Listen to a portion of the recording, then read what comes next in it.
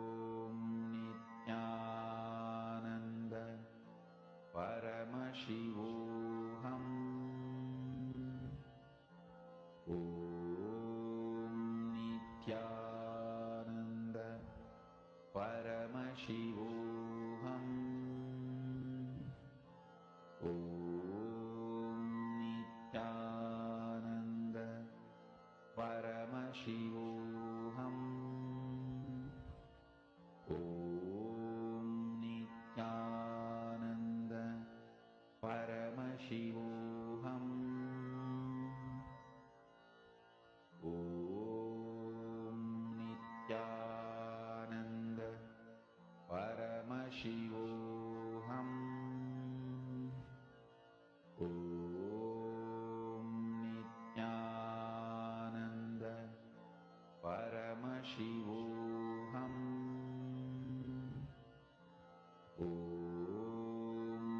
Nityananda Paramashivoham.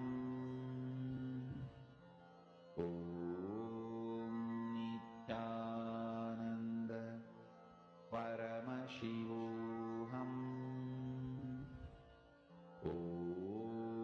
Nityananda Paramashivoham. Om Nityananda Paramashivoham. Om Nityananda Paramashivoham. Om Nityananda Paramashivoham. Om Nityananda Paramashivoham. Om Nityananda Paramashivoham. Om Nityananda Paramashivoham. Om Nityananda Paramashivoham. Om Nityananda Paramashivoham. Om Nityananda Paramashivoham. Om Nityananda.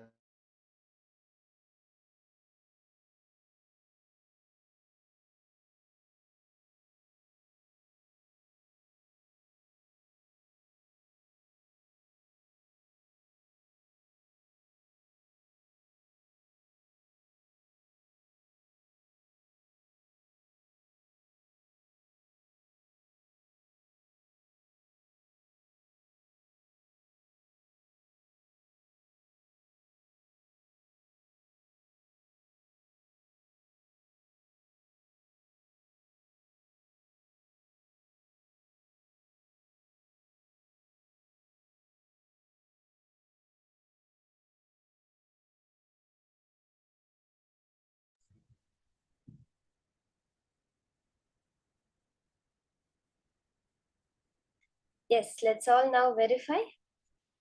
You can take another picture of the object, see how the change has happened. When even one cognition throughout the day, so many different powerful cognitions, so many different understandings given, even one clicks, it will transform your life. It will make the power manifestation happen. The more you do power manifestation, the more the powerful cognitions will click with you. The more the powerful cognitions click with you, the more power manifestation will happen. Just keep at it, keep the space in Paramashiva.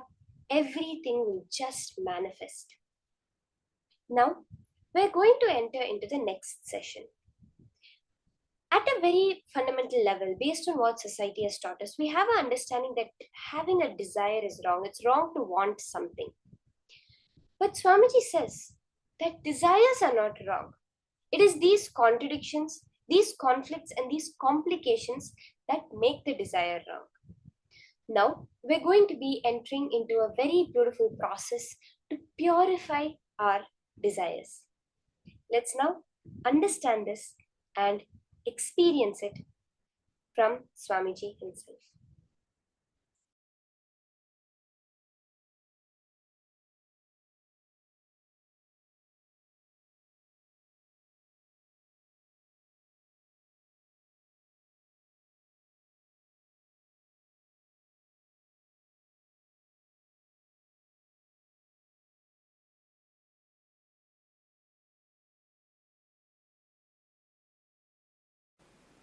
Please listen.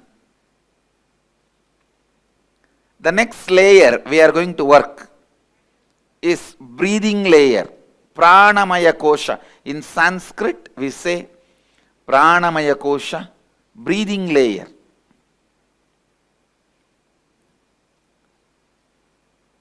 See, prana is the energy which your body absorbs while you are breathing. Please understand. Prana is the energy your body absorbs while you are breathing.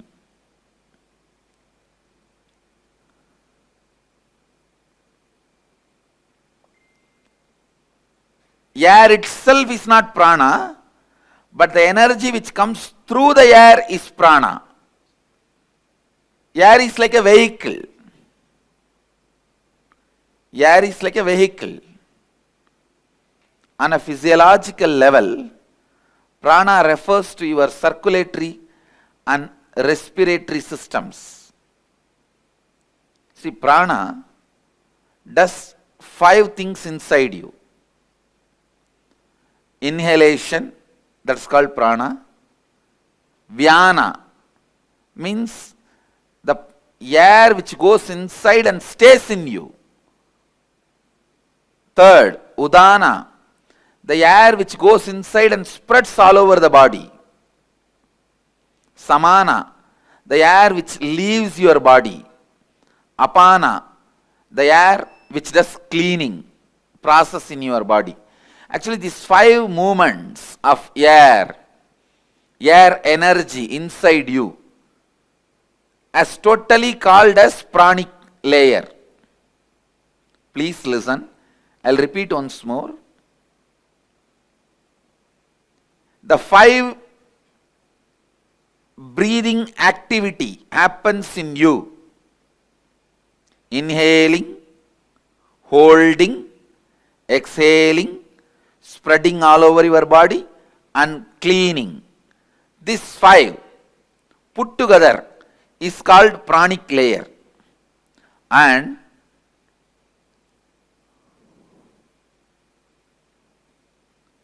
all the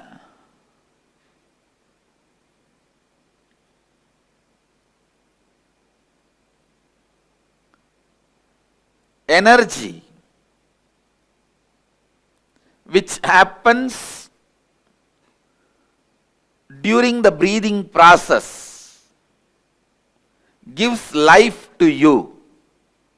So please understand, prana is one of the important source of life.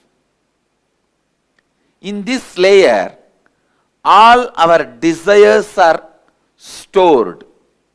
Desire related patterns, desire related engrams, desire related samskaras are stored in this layer. Please listen. Listen carefully.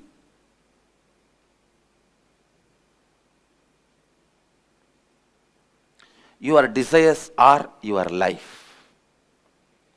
Your desires are your life. Listen. It's your desires which infuse life into you, and it's your desires which infuse energy into you. Same way, conflicts in your desires brings tiredness in you. Contradictions in your desires brings boredom in you. Confusions in your desires bring frustration in you. Please understand. your desires are your life. Conflict in your desires bring confusion in you. Conflict in your desires bring tiredness in you. Confusions in your desires bring frustration in you. Its contradiction in your desires bring boredom in you. Actually, if your desire is pure, every breath you inhale and exhale will make the desire into reality.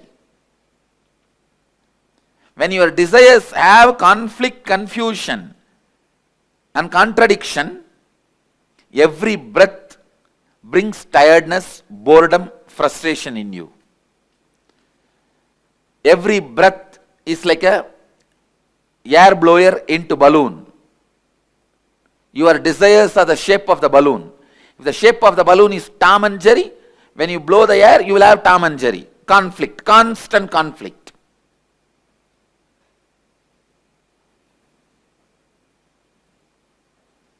If the shape of the balloon is just round, when you blow the air into that balloon, you will have a round balloon. The shape of the balloon is tall. When you blow the air into it, you will see tall balloon.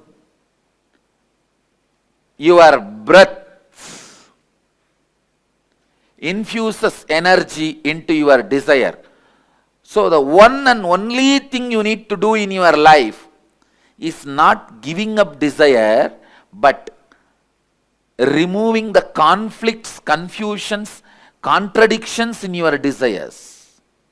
Please understand, renunciation is not giving up your desires, it is giving up conflicts, contradictions, confusions in your desire. One of the biggest mess up happened in the field of spirituality is wrong understanding. Renunciation means giving up desires. That's the worst understanding happened or misunderstanding happened in the spiritual field. Raga means attachment. Araga means detachment. Viraga means renouncing the conflicts, confusion and complications of desires.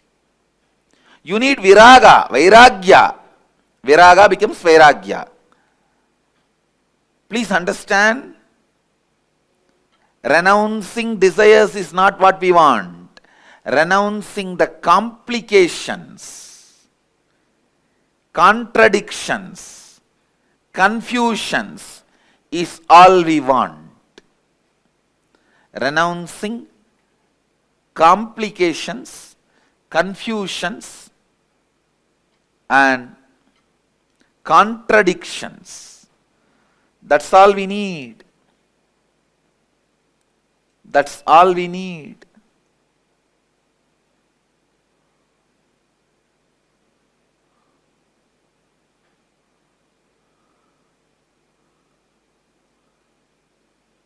First thing we need to do, identify the contradicting, conflicting and complicating desires. What all the desires you have which contradicts, conflicts, complicates. First, conflicting desire means having a desire which conflicts itself. In the one statement itself, you will create a conflict and wrong energy. I'll give you an example. Somebody has a headache. He goes on repeating, I want to get rid of headache. I want to get rid of headache. When you repeat this again and again, this statement itself will keep the headache alive. Because every time you are remembering headache, when you utter the word headache, the headache becomes stronger and stronger in you. The real word you need to repeat inside is, I should become healthy. My head should become healthy. See, the words you repeat inside you are equivalent to food you take every day. Suddenly, overnight, nobody is going to become obese. Suddenly, overnight, nobody is going to become fit. It's every day what you eat makes you one day obese. Every day what you eat makes you one day healthy. Listen, the words you repeat inside makes you either frustrated or spiritually awakened. The conflicting words you go on repeating inside you takes away the possibility you have for yourself.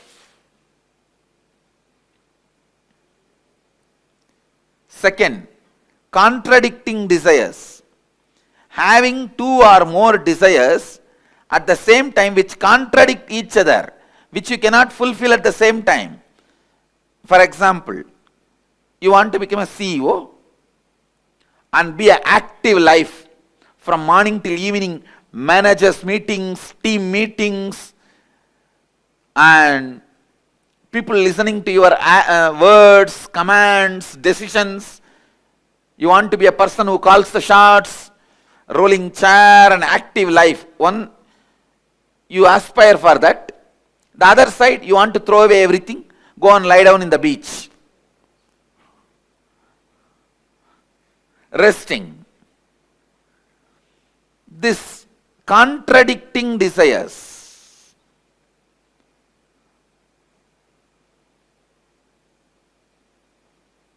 Same way, third, complicating desires means having a desire which gets complicated without direct understanding and right clarity. This is when you don't have intelligence to take the direct and straight steps to fulfill the desires. You go round and round and round. You want money, but you are working in the direction of having name and fame. You go round and round and round, fulfilling something else. It's like you want name and fame, but you are working in the direction of having money. I'll give you an example. You want to learn painting, but first you learn stitching and then drawing. Finally, by the time you learn painting, you have become too old. This complicating desires, understand that many times you want pleasure, but you get into painful lifestyle. It's like the joy you enjoy when you are romancing and dating, you want that permanently and you get married. That's it. I think this example everyone understands. If you are getting married, for the sake of retaining the joy you experience while you are romancing and dating, that can be a very apt example of complicating desires. What you want is different and what you do is different. End up in complication. Now, please sit and dig out the contradicting desires, conflicting desires and complicating desires you have. Cleansing the pranamaya kosha. And please start digging out these patterns and engrams. Now, again, awakening your Kundalini Shakti, infusing into your pranamaya, breathing layer, will make you get out of this conflicting, confusing, contradicting patterns. Please understand,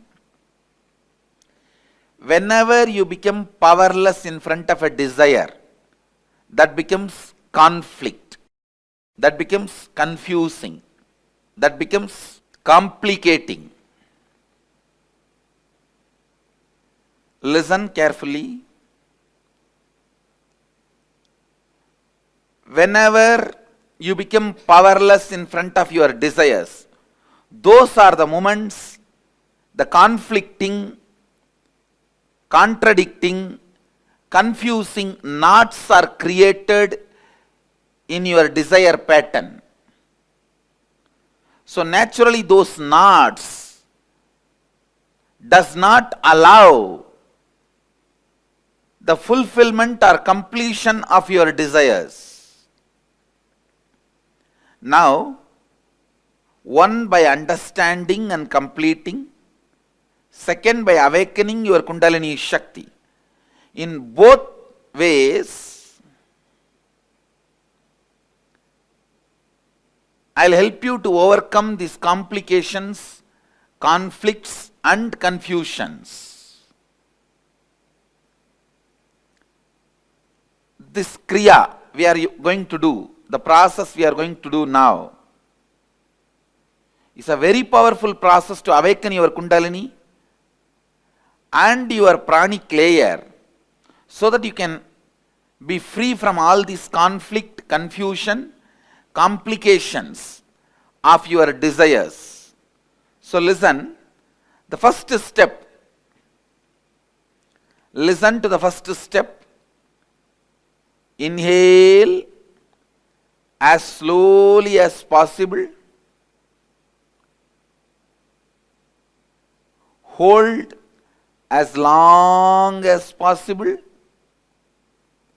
Exhale as slowly as possible. Hold your lungs empty as long as possible. Listen. Inhale as slowly as possible, comfortably. Hold as long as possible, comfortably. Exhale as slowly as possible, comfortably. Keep your lungs empty as long as possible, comfortably.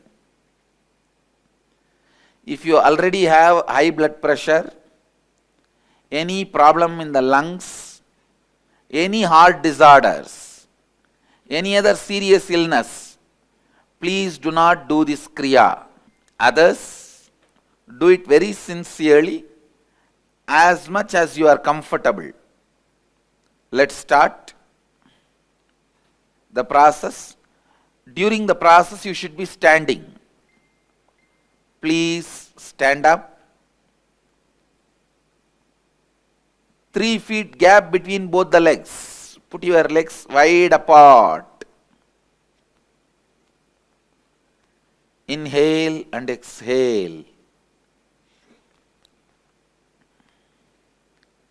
As slowly as possible and as deeply as possible. Please tie the ribbon. Please close your eyes and tie the ribbon. Inhale.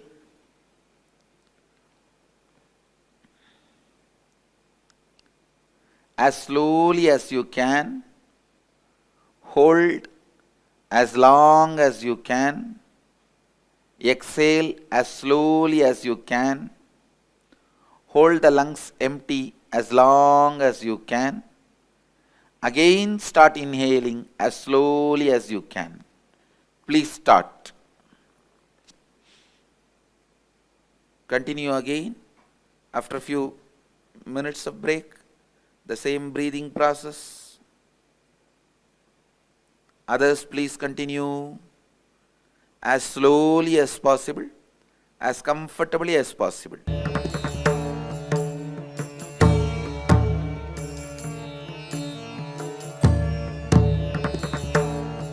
Relax. Please settle down wherever you are. You can have few minutes break and then gather for next session. Shivoham process.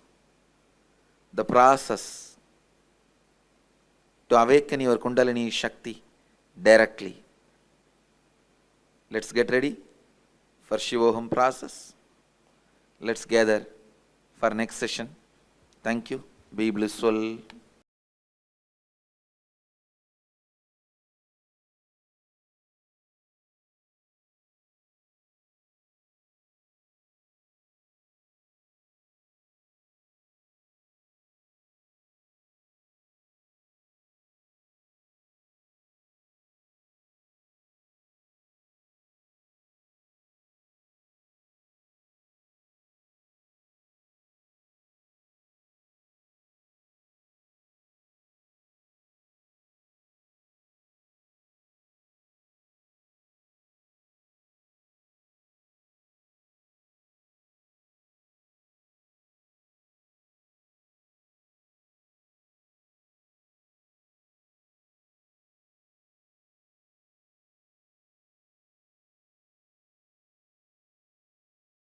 When you say, how will the Awakening Wealth Conscious program help me? It will align your whole thought current and consciousness towards life positive and wealth positive. Now you may be operating from the cognitions of wealth negative. So once your cognitions are aligned,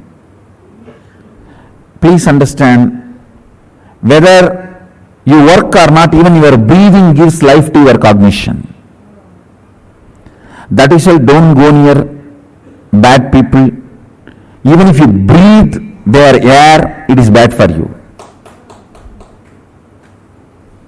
They will somehow put the negativity in you. Your whole cognition will be tuned towards wealth positive, life positive. Naturally, you will manifest that in your life.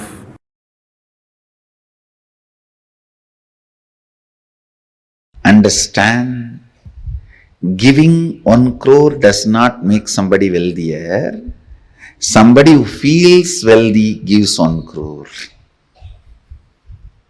Understand, abundance is the confidence they have on themselves and their existence to manifest as much as they want, so they go on sharing, breathing out so that they can breathe in. They know they can breathe in, that is why they breathe out.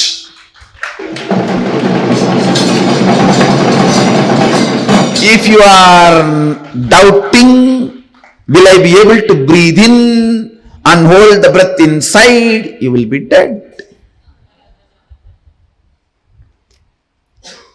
They breathe out because they know they can breathe in. They share because they know they can generate. They share because they know they can create. They share because they know they can manifest. Understand? Giving 1 crore does not make you wealthier.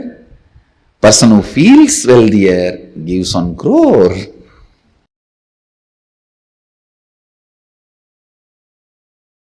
Many of your desires, your movements, your actions, you complicate.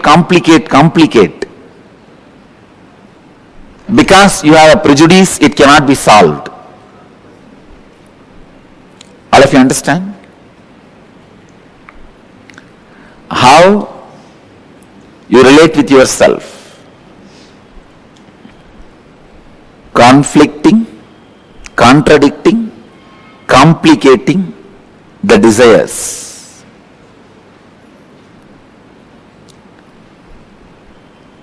I also wanted you to understand how you relate with yourself. In 2 ways you relate with yourself. First, the lower identity or the lower ideas you carry about you, or the higher identity, higher ideas you carry about you. If I have to give an example, very small things sometimes you feel, no, I cannot walk 3 floors and go to my office. So I don't want that job. Sometimes very small things, you complicate it so much and you really believe it is a big problem. I am giving you one example. But look inside, you will see hundreds of examples where such a small thing, because of the lower ideas you carry about you, and same way sometimes you carry very high ideas about you, and very difficult things, very difficult for others, you finish it so easily because the ideas you carry about you. Now first I want you to work. I'll give you a small exercise to work on the ideas you carry about you, so that I'll lead you to the next level of conflicting, contradicting, complicating desires. You felt very low and unhappy. Describe the incident and write down the experience you had about yourself. Contemplate and write down the lowest ideas you carry about you. I am not capable, I am not good enough, I am a failure, whatever you are carrying. Second, recollect the first incident in your life when you had the first idea about money. What were your first thoughts and engrams about money? Third, scan your whole life and identify if you had incidents in your life where you are left incomplete in aspect of money. Means feeling unfulfilled because of money. Write down the wounds that got created in you and in your relationships because of money. Answer these three questions. I will make you understand conflicting, contradicting, complicating desires, and how the higher identity, lower identity you carry. It is almost like a bypass surgery. Please, I will give you the example. When I say write down any wounds that got created in you in your relationship because of money, somebody asked you money, you did not give and the relationship is broken. Or you gave money to somebody and they did not return it, the relationship is broken. Or you asked money, they did not give and the relationship is broken. Mention all those, record all that. Then I will give you the deeper insights.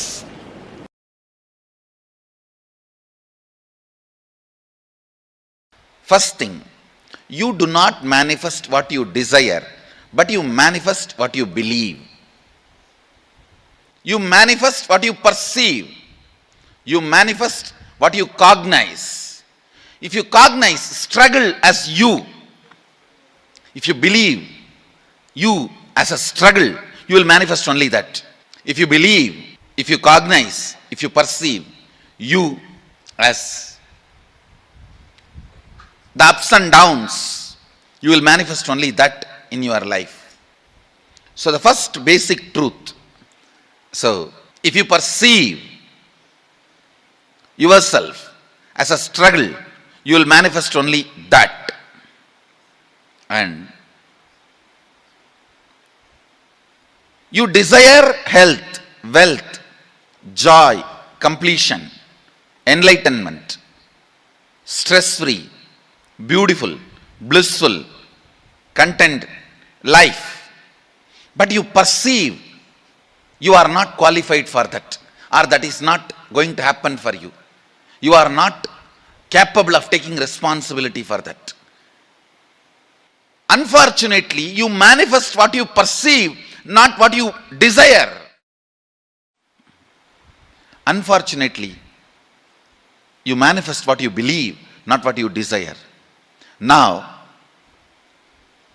this gap, struggle, is what I call incompletions, mental patterns.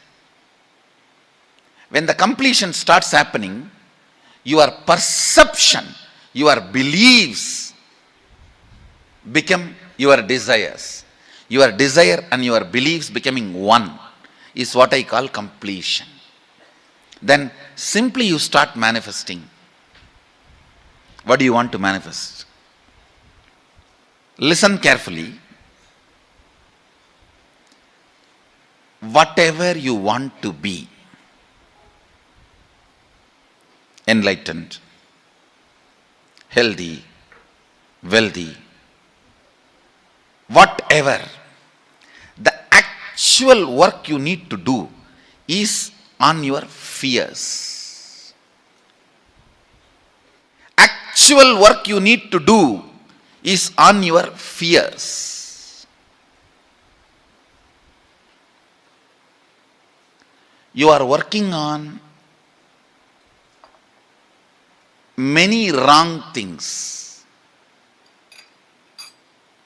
You think you need to work on your desires. You think you need to work on your energy. You think you need to work on your activism. You need to work on your intelligence. No. I am telling you, intelligence is not information. It is ability to handle information. That comes only when you crack down your fears. In the path of enlightenment, if fear is a wall, desire is just a small rope hanging between two poles. Guilt may be a small one thani bush in one corner, which you may not even need to attend. Many things which you may not even need to face, you go on wasting your time on it, working on it. Actually, what you need to face, you need to crack down on your fear.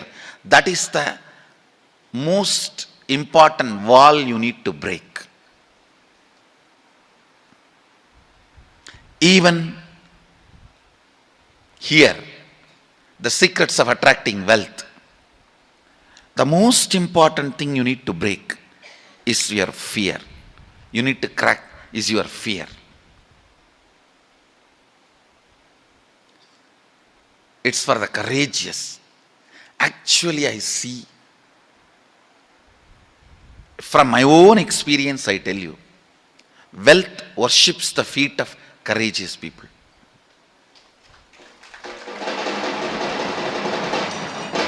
End of the whole secret. You may think, looks too plain, too bland.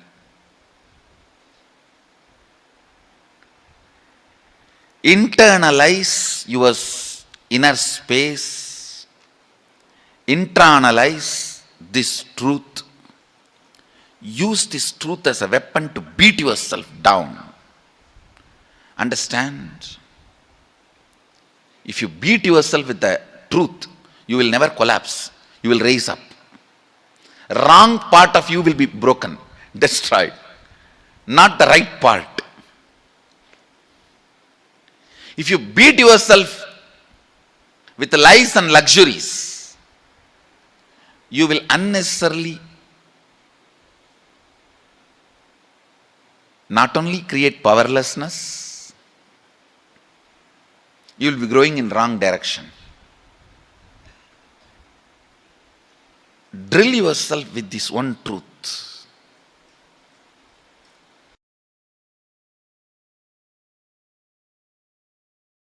If you carry the idea, oh, if I become wealthy, I may become arrogant. I have seen many wealthy people becoming arrogant, abusive. If you carry that idea, you will never allow the wealth to become part of you. Go deeper into your cognition, biomemory, where the cognitions are stored, biomemory. And remove the cognitions you have against abundance, boredom. If you complete that, you can manifest multiple powers which will just attract. Please understand, you carry certain magnetic power, magnetic energy field in your biomemory, which is responsible for attracting the type of people, situations around you in your life. Sometimes people come and tell me, I all the time attract the people who abuse me, Swamiji. Means you are enjoying it. You are very happy about that victim feeling. You think that is the best safe identity with which you can survive. No. You are not Sati, you are Parvati. Understand? Ultimately, your bioenergy, Kundalini, should be awakened by a proper method.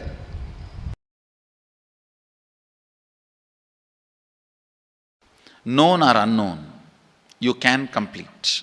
You can be out of it. It is possible. It is possible. I'll explain this science of completion. Understand, this one technique can help you whether you want to get rid of your headache or your whole ignorance and get into enlightenment. Whether you want as simple as healing your headache or as complicated as enlightenment. Anything, this one technique can give you. This one technique, it is a complete end-to-end, alpha to omega.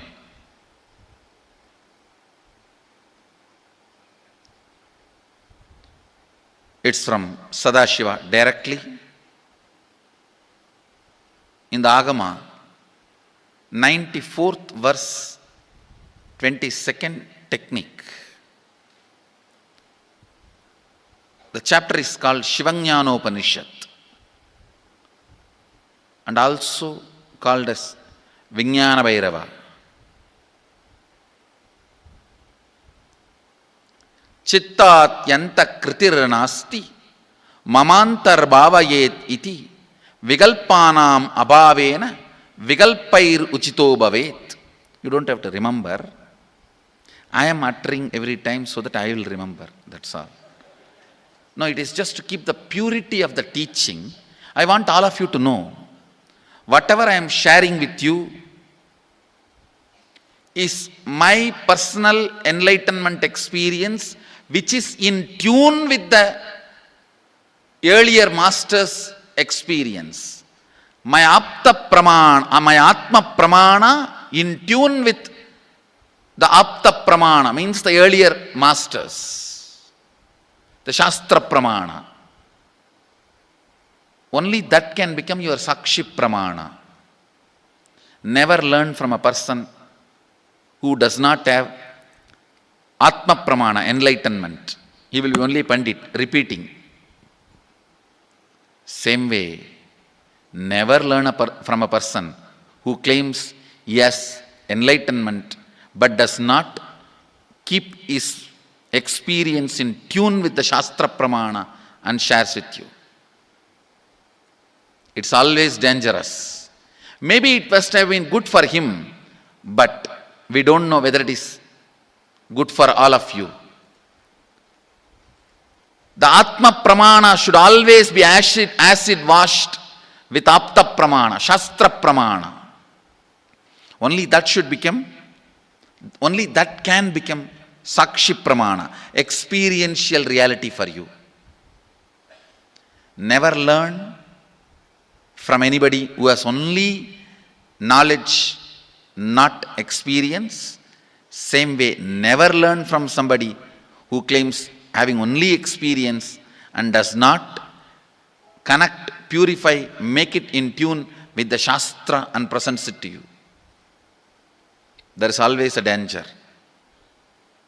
If you don't bother about the Shastra Pramana, you may be having kakka biryani. Be careful. Listen. To keep the purity of the teachings, I keep the original Sanskrit verses. I'll give you the translation now.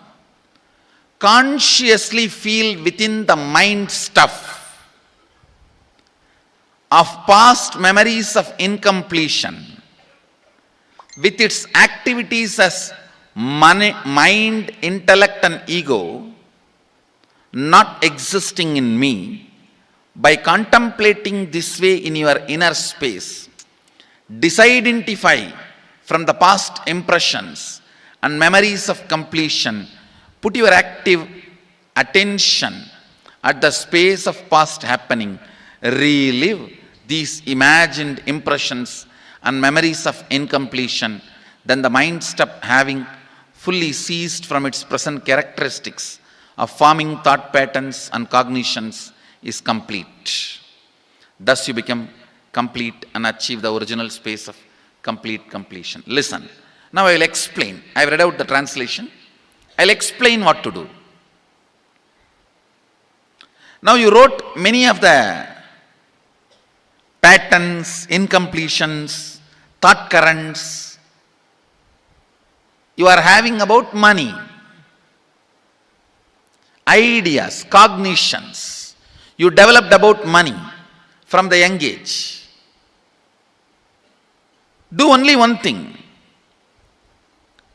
Just go back to that same age when the incidents happened in you, the cognition started building in you, the beliefs started building in you, the idea started building in you, the perception started building in you.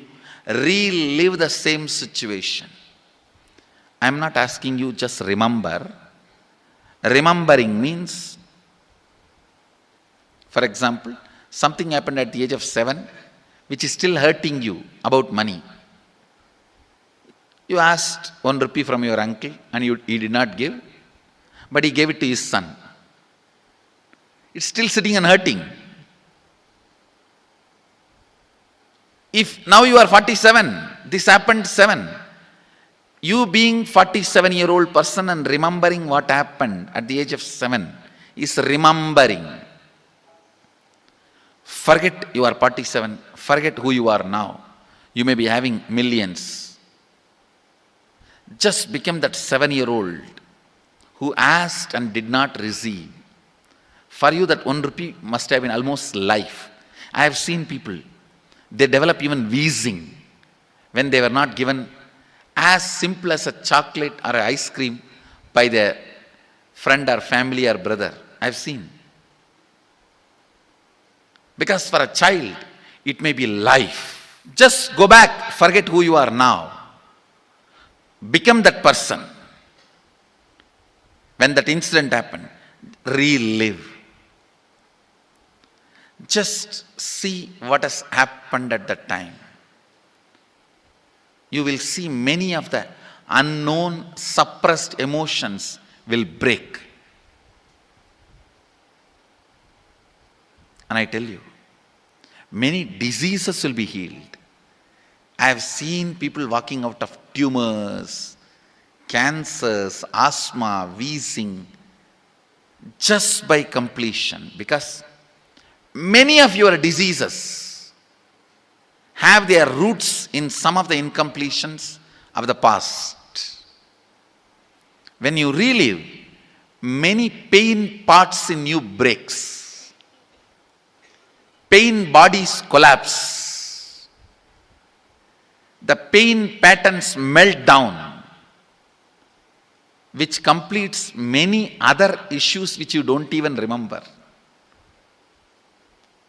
I have seen when people do completion, to complete the wealth-related incompletions, suddenly they get into health, because the same incompletions which created wealth issues only were creating health issues. When they melt down, people become free even from both. Listen carefully. I'll repeat once more. Now you would have written so many patterns, incompletions, thought currents. ideas, cognitions. Take few minutes. Go back to each incident, each pain, each hurting. Relive, relive, relive. Don't justify what happened. Don't try to console yourself. No consolation will work. No justification will work. Neither help others nor try to help yourself. Just relive. I've seen when somebody has tears, others try to console. No, relax. You are not more compassionate than me. Let me do that job. You don't interfere in my job. Let you just go through.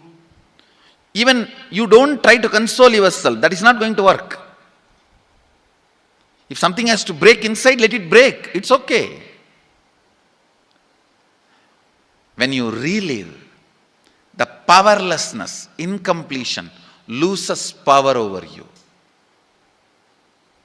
I'll guide you step by step. And I commit with you, I'll lead you all to completion. And I know how to awaken, trigger the incompletions in you and break them.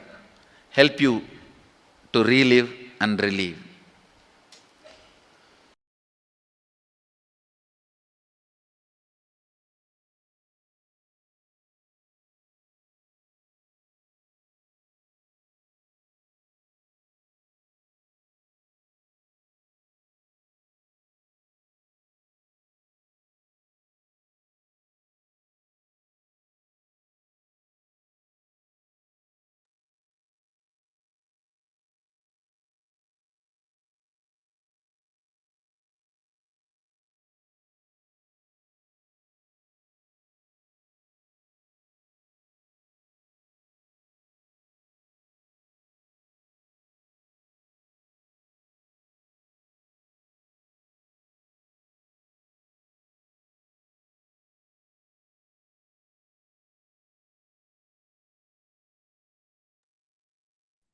Sorry, Nityanandam, are you able to hear me now? Yes. So this is the exact process that all of us are going to be doing right now. Swamiji very clearly gave us a step and told us how that first cognitions that we got about wealth that are there sitting inside of us, deep inside of us, and how we are going to be completing with those wealth restricting patterns, changing from being wealth negative to becoming wealth positive. So this is what we all are going to be working on right now. So can I request all the participants to take a few minutes first and post all the clicks that you got so far?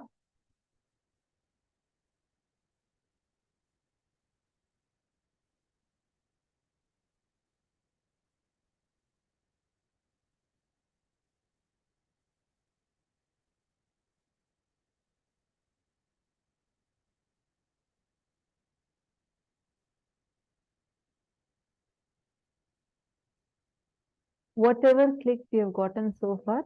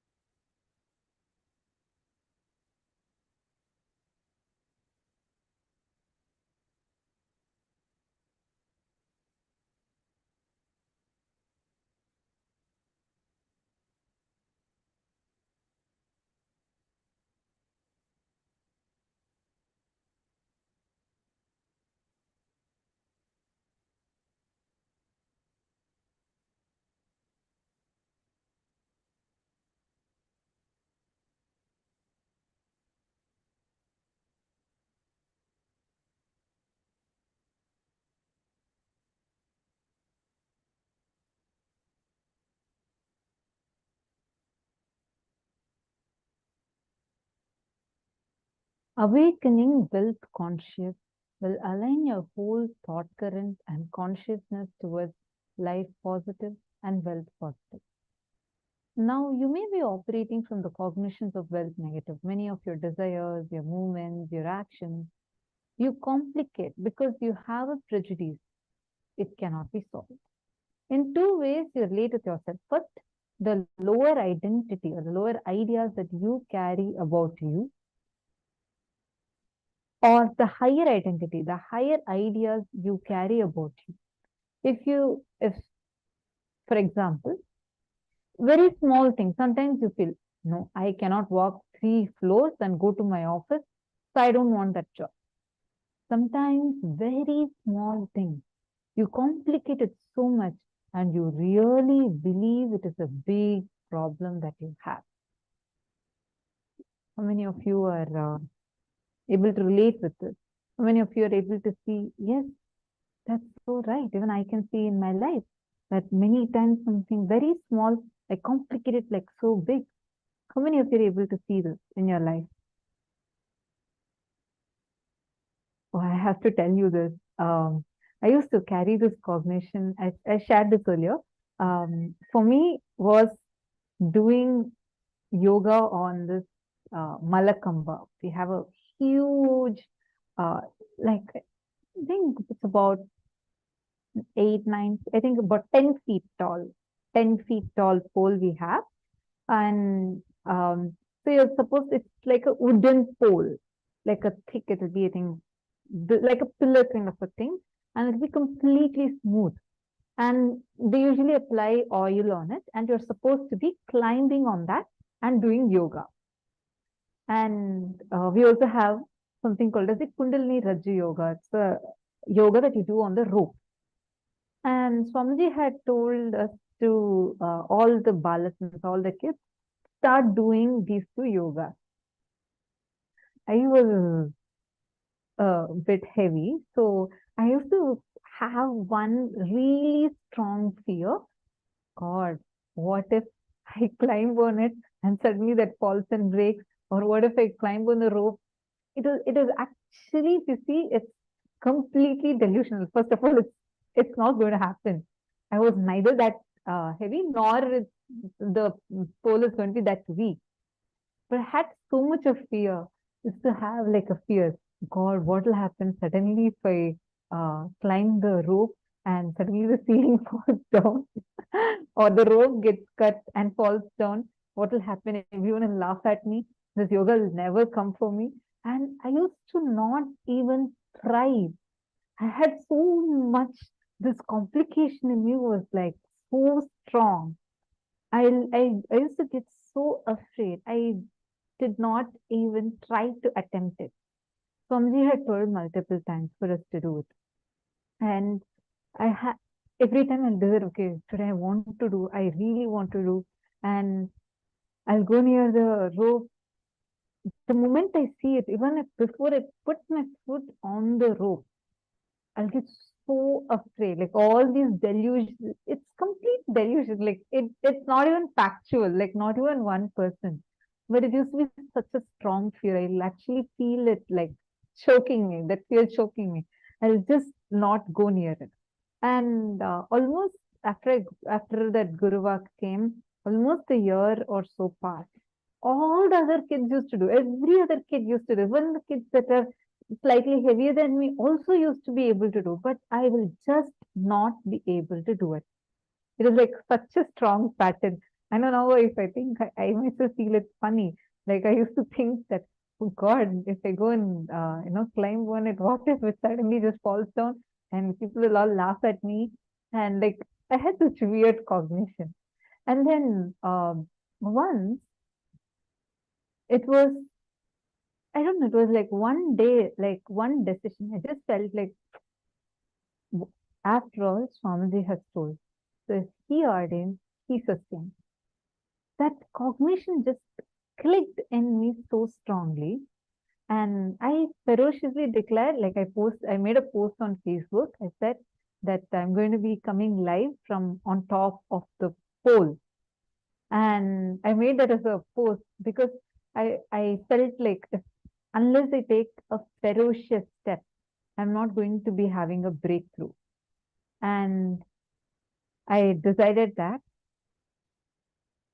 I I posted the post, and then like many times actually before that I have tried.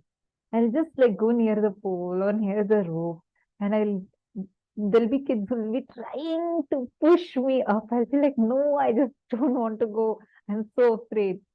And that particular day, decided, I decided that no, I am complicating it. Let me just leave it to Swamiji. If we just leave any problem, like let me just leave it at Swamiji's feet. If I'm not able to come out of this complication, anyway, Swamiji has given this to me as a Guru Vak. So when he gives the Guru Vak, he's going to give the energy for it. He's the one who's going to be doing it also.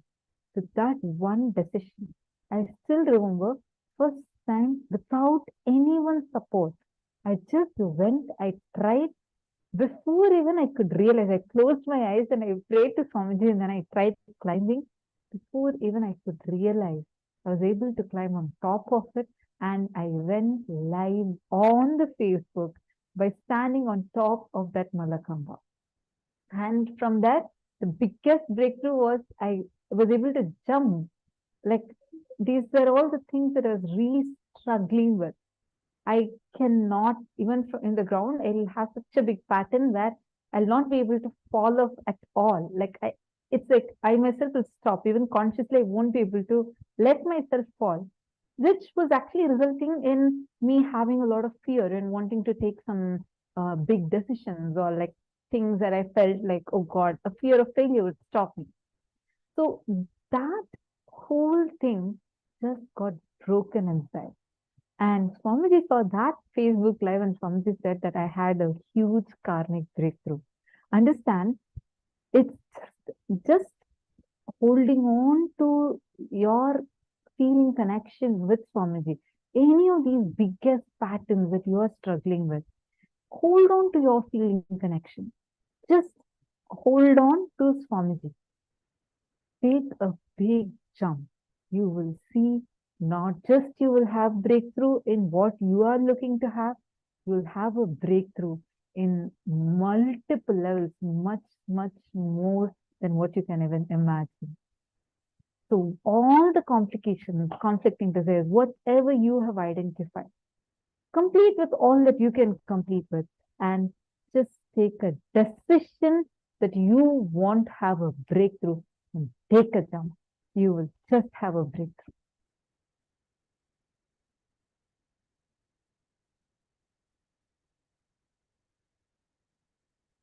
Now, we are going to be going a little more deeper into what Swamiji just told. We are going to work on our relationship with wealth. All right? Prithvi Prasad, Nityanandam, is this your first time here? Nice to have you here. Prithvi Prasad. Okay, I think I'm seeing you for the first time.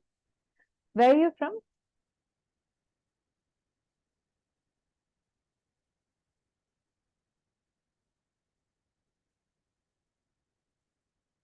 Okay, so first time for the program. Oh, okay, you're the one from San Jose. I think I've seen you. This is the first program you're attending. I have seen you though. I have seen you now. I think the background is different, so it looks like a different person. All right. So see, as I was sharing, unless you understand, many times in our life we complicate things. See, for me, really, I'm not even exaggerating. To even look at that rope, it was a thick rope suspended from such a strong ceiling in the meditation hall. And with me, there are so many children that are doing, like kids, even of my age, even people that are heavier than me, everyone are doing. But it looked so real. My fear was, what if that rope breaks from the ceiling and falls down, or the ceiling itself falls down?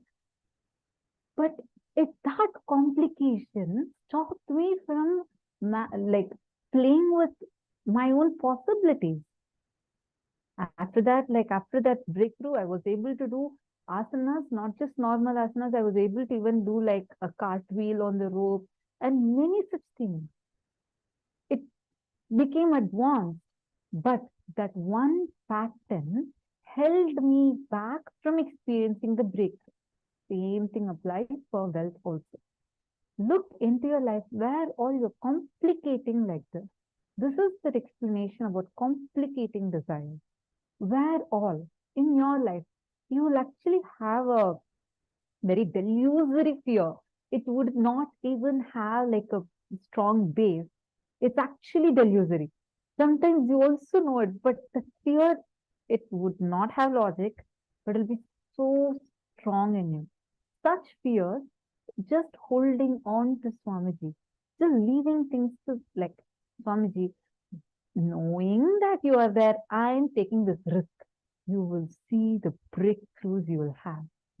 Actually, that's the best news for all of us. Even if you fall, see, for all of us, equally Swamiji is holding us in his hand. Even if you fall, you'll only fall in his lap.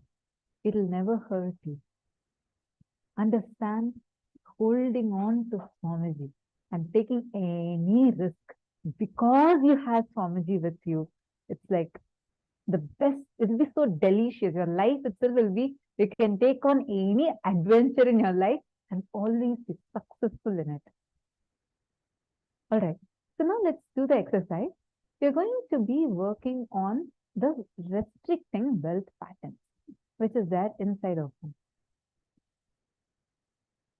Take a few minutes and identify these kind of situations.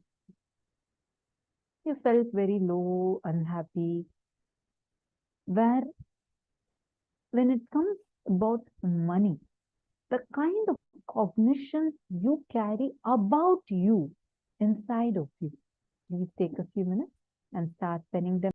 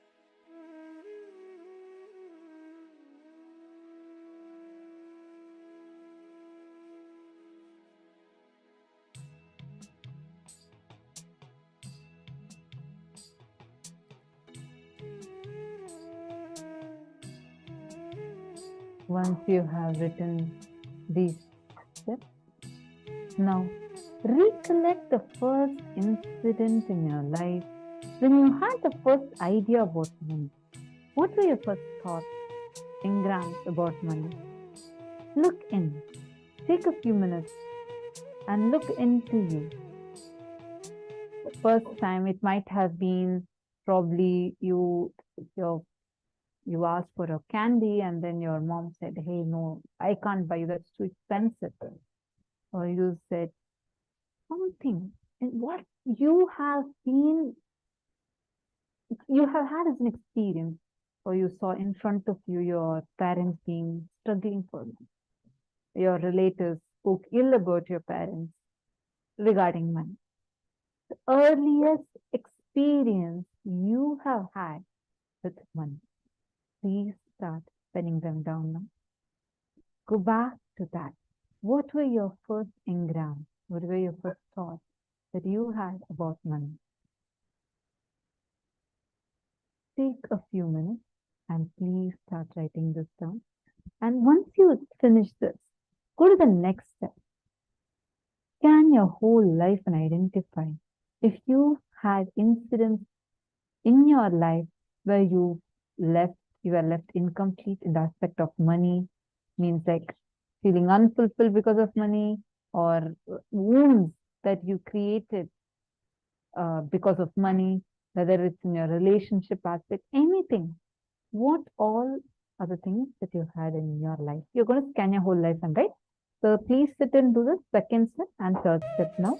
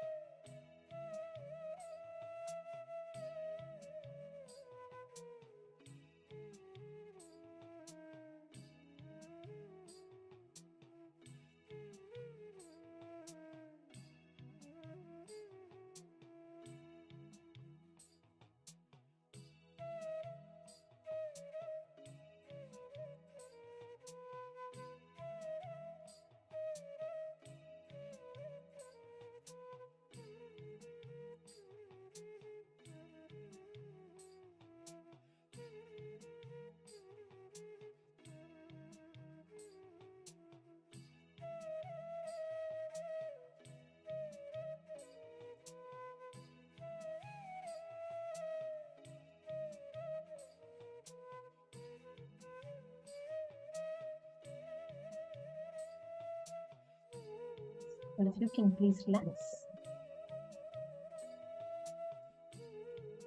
Alright.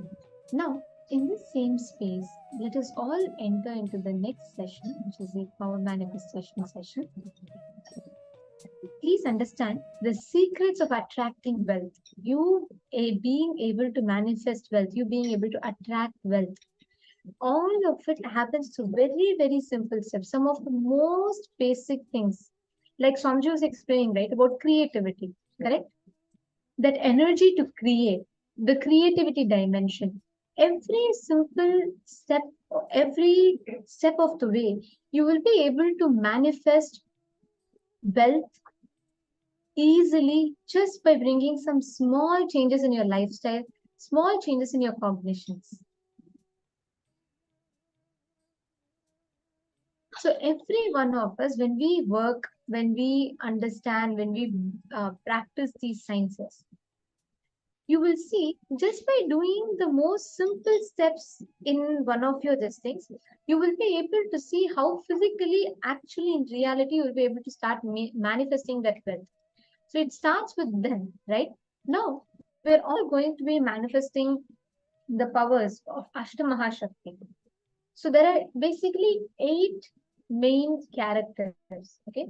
So the 8 main characteristics, 8 main characteristics using which you can attract wealth.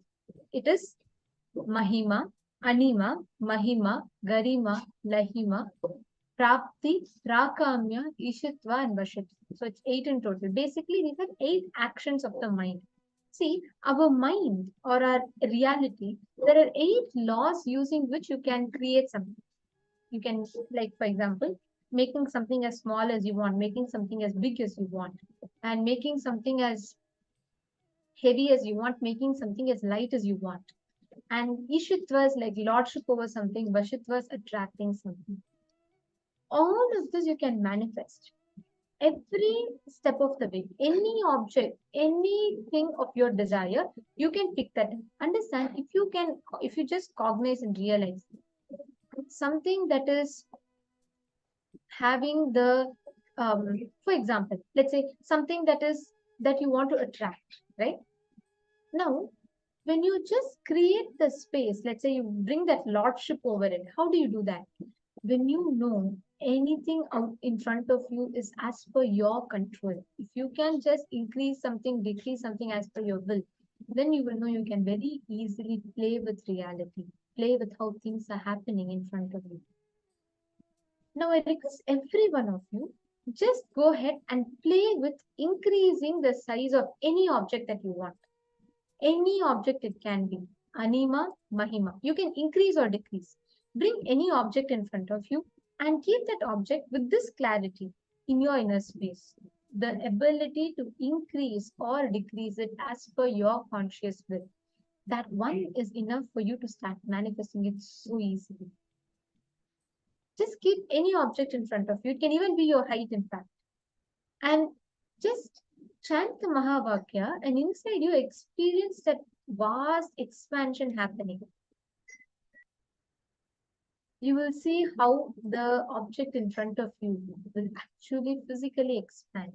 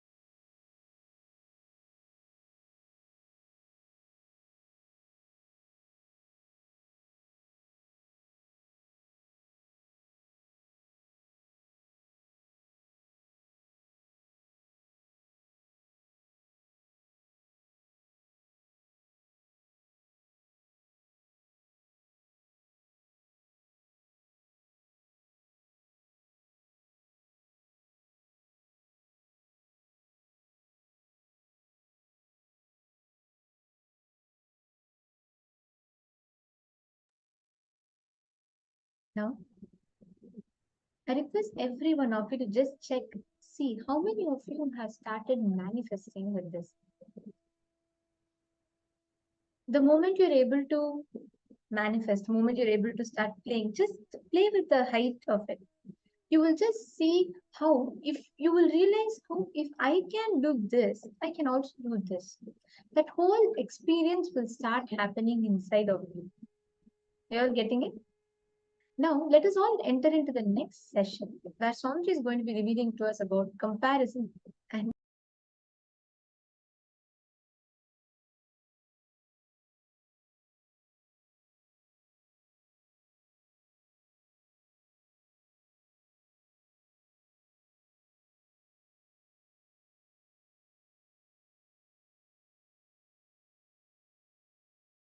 Next pattern we will work on is the pattern of jealousy and comparison. Vishuddhi chakra, throat center. The thought pattern of jealousy and comparison.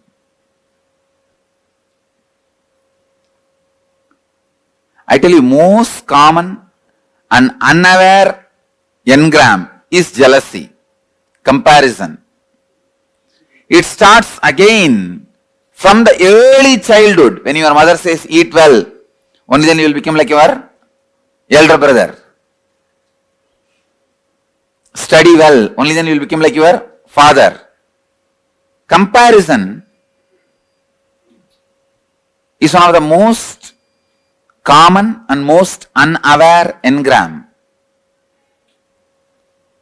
You compare wealth, you compare in health, you compare in beauty, you compare in education, you compare in intellect, you compare in practically everything. But you need to understand one thing.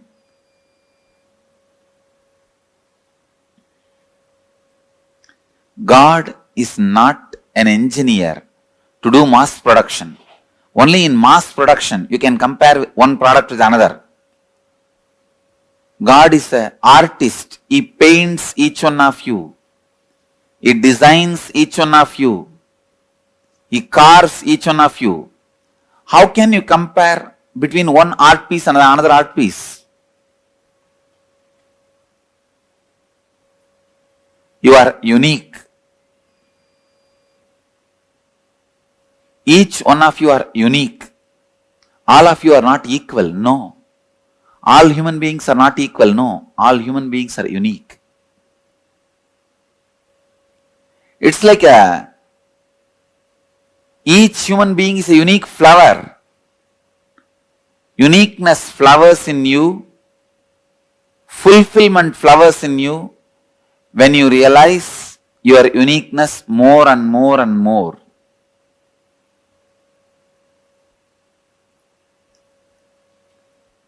If you dig out the comparison engram, you will understand. Sometimes you waste years of your life just because of comparison. Your neighbor has a big house.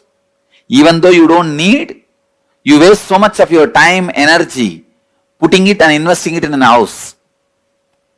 Finally, when you have the big house and are not able to maintain it, when you are not able to maintain, when you realize you don't need that big house, you feel, oh God, 8 years of my life I wasted in this. I really needed a car. I could have put little bit of money into the car. Instead, I put all the money into this house. Now I am not able to maintain.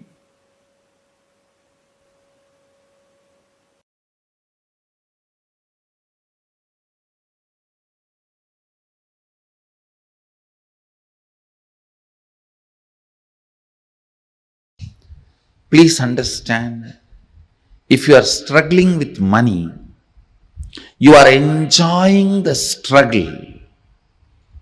You are not interested in manifesting. Please at least understand you are enjoying the struggle. You will feel abundance with your struggles. Oh, I want struggles and I have enough, let me enjoy it.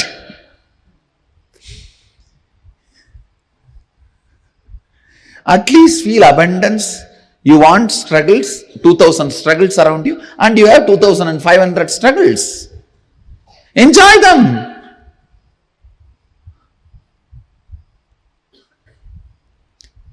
Please understand,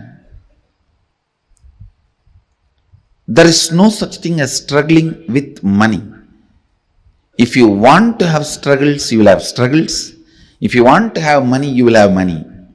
The people who have struggles, they want to have struggles, so they are having it.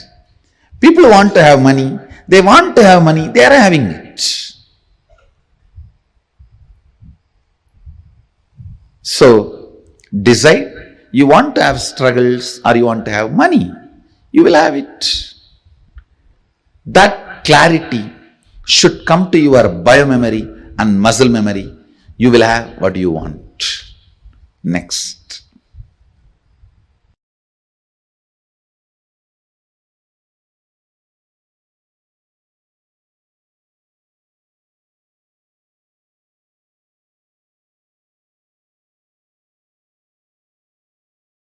Please understand, in each of this, you have your vested interests. Many times, you visualize in poverty, you are free from all responsibility. You just want to be free from all responsibilities and commitment. Then you constantly visualize, entertain, cherish the poor life. When it actually lands on you, you say, no, this is not what I wanted. Without knowing what is going to come, you cherish, visualize, entertain a thought current. After you attract that, you think, oh God, I think I missed it. Please understand, universe is intelligent and compassionate.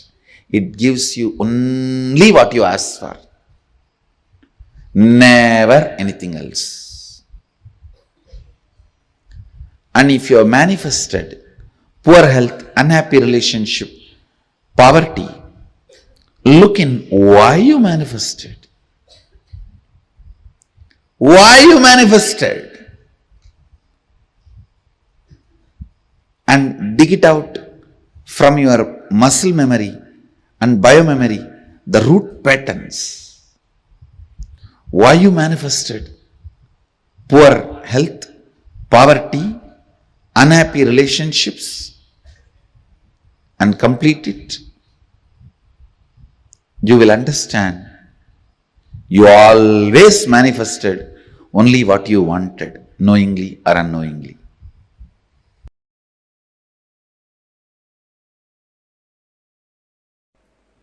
Throat center. A throat center.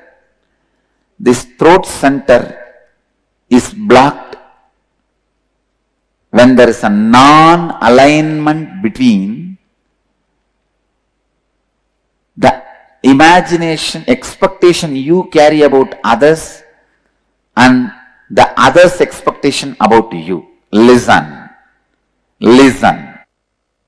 When there is a non-alignment between your expectation about others and others' expectation about you, that is where the jealousy and comparison starts. Listen. You may have a superficial jealousy, superficial comparison, very superficial, like while you are driving in a Mercedes-Benz, if a BMW passes by, a superficial comparison. But those things does not affect you. The root jealousy, the root comparison which affects you is the non-alignment of your expectation and the other person's expectation.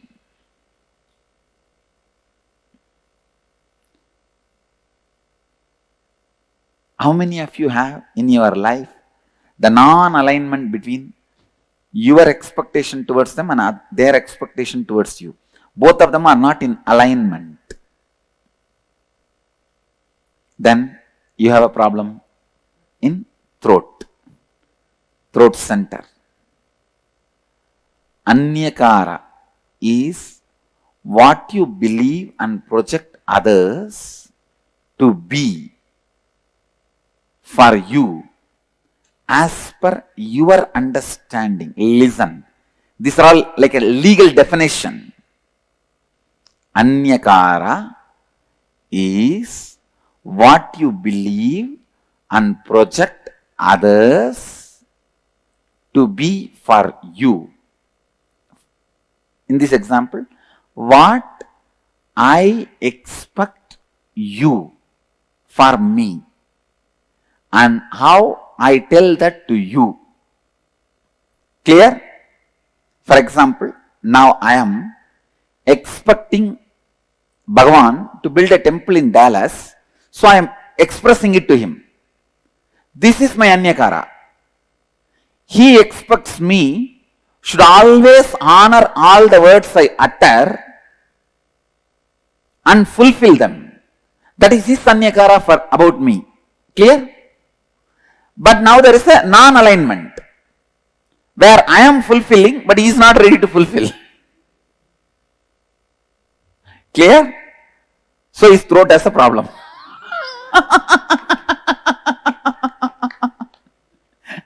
Now, is there anybody who are not cognizing? But if he builds the temple and I don't honor this time keeping or what he expects from me, then I have a problem. I have to alter, transform and stretch. Clear? Here is a volunteer. What that volunteer expects from me is Anyakara about me. What I expect from him is Anyakara, my Anyakara for him. Clear? If I fulfill his expectation and he does not fulfill my expectation, his Vishuddhi has a problem. If he fulfills my expectation and I don't fulfill, my Vishuddhi has a problem. Clear? So always be stretching, fulfilling everybody's Anyakara with whom your life is involved. Clear? Still anybody? Not clear? Come on, come to the mic. If you complete that, you cannot fulfill his expectation, then yes, if you complete it, then no problem. then no problem. No problem. Even then, you are not expressing your capacity. You are integrated but not authentic. Understand? Now you will see. You will flourish in your business. You will flourish in your job. You will flourish in your relationships. In everything you will see because you have decided not to give up on you. Understand? You have decided not to give up on you. Understand? You saw the live demonstration of somebody opening their Vishuddhi center. When he said he will not, his Vishuddhi was locked. The moment he decided he is going to do, his Vishuddhi opens. So I tell you, not giving upon you and others is the way to open the Vishuddhi. Don't give up on people. I demonstrated, I don't give up on him. I was very authentic with him. Even if he does not want to do, I did not force him. I just left it. But I am not going to give up on him. I am going to wait. I'll wait. And see to it, he realizes sometime. When I carry that cognition, I am going to wait. Immediately, he realizes. He realizes. So in all those moments, understand, my decision not to give up on you is the one which is pulling you up. That is the rope. That is the connection. Clear? Now, I'll repeat my expectation about the other person is my anyakara about him. The other person's expectation about me is that person's anyakara about me. When there is a non-alignment between these two, Vishuddhi has a problem. Who fulfills it as flowered Vishuddhi? Who does not fulfill as a collapsed throat center?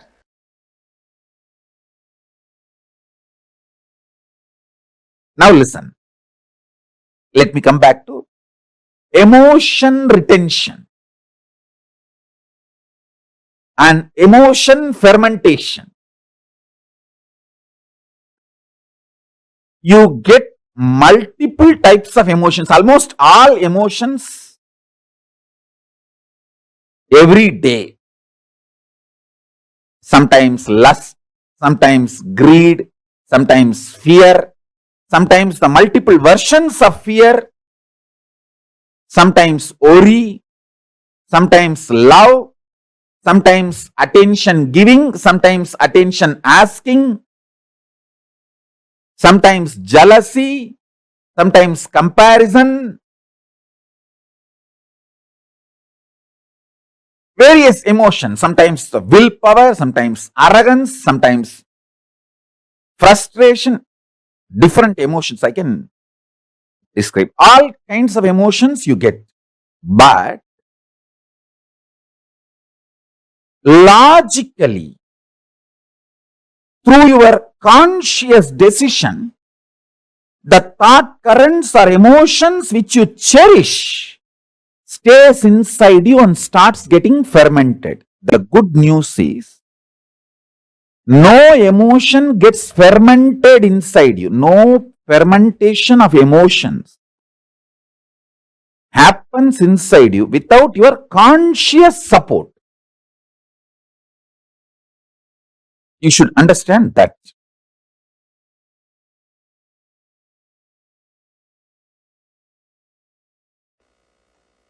Please understand, I am talking a practical science. Listen. I am giving you the essence.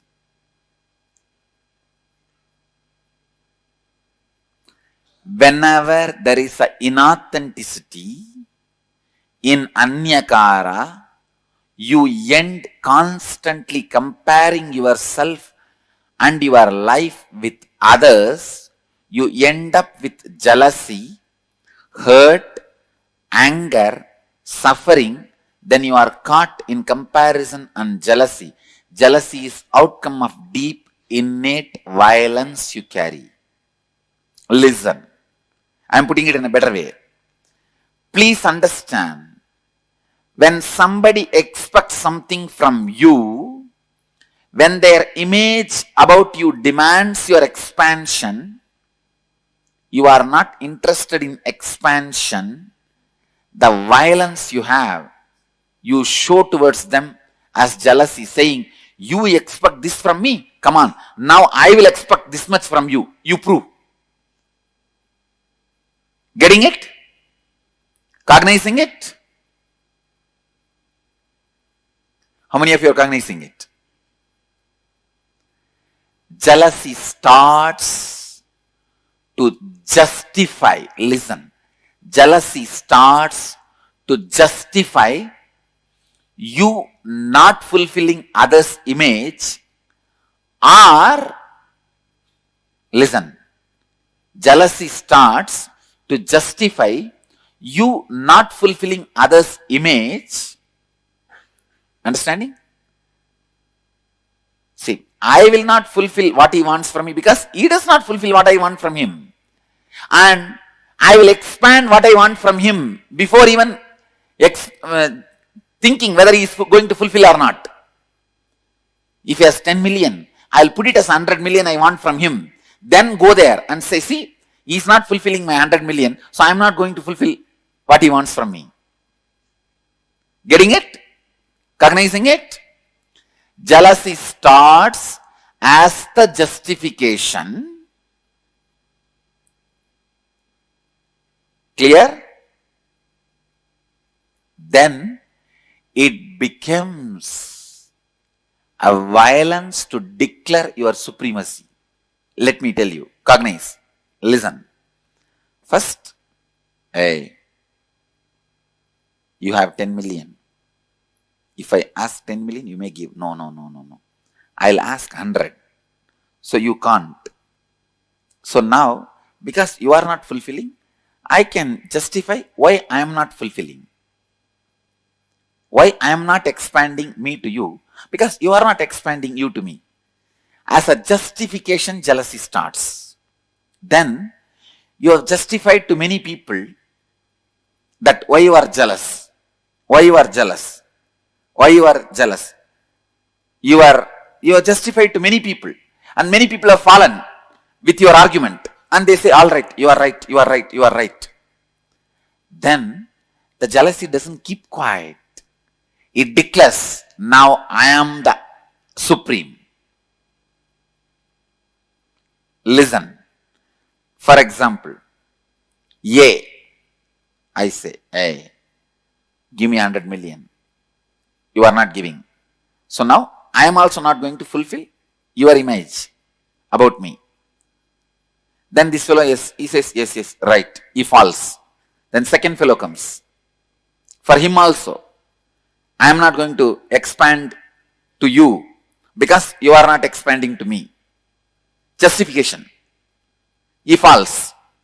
So one by one, when people start falling,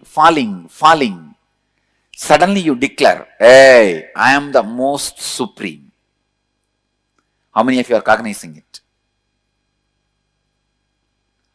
Do you see in your life, in some areas, you have declared supremacy? At least one area you have to declare supremacy to keep yourself alive. If you don't declare supremacy, even in one place, you cannot tolerate you. How many of you are cognizing me?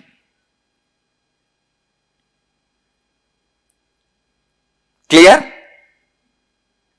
Where you declared supremacy is the root jealousy suffering pattern with which you are struggling. Listen, look in and verify at least 2 situations that happened in your life where you experienced jealousy and used it as a justification mechanism. Means, he is not fulfilling, why should I fulfill? I am justified. Some way. And look in and identify, write down how this jealousy became a defending mechanism, defending you from your own inauthenticity. When you are not coming for morning yoga, you say everyone is not coming, then what is the wrong? Nothing wrong. I also don't need to come. This is the level of the human awareness. I tell you, even the collective consciousness theory is nothing but your justification of jealousy, saying that everybody is like that only. I was also like that. And the third, look in and identify and write down how your defending mechanism protected your inauthenticity and how you declared supremacy of your inauthenticity.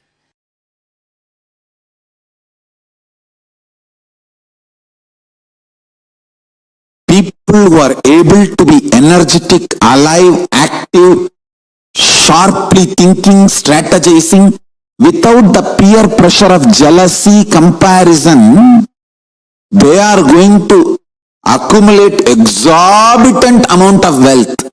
Understand? All the people who can function, think, work, get excited only by peer pressure, jealousy, comparison are just going to dry and wither out, because all the peer pressure, jealousy, comparison, everything is going to be taken away from life. If your mental setup is such, you can think only with peer pressure, jealousy, comparison, you don't have future. Your active, excited hours will drastically drop down to 5%. You will be almost in depression, low mood, non-thinking, non-excited, inactive. Whoever is able to excite themselves with powerful cognitions, in tune with the cosmos, you are active just because you feel like enriching the world, supporting the world, contributing to the world.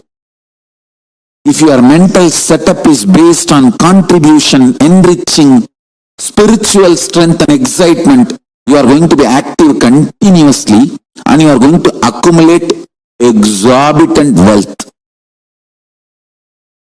Because all the wealth of the peer pressure based gang is going to be left. It's going to melt down. The peer pressure based industries will melt down. Contribution based industries will shoot up.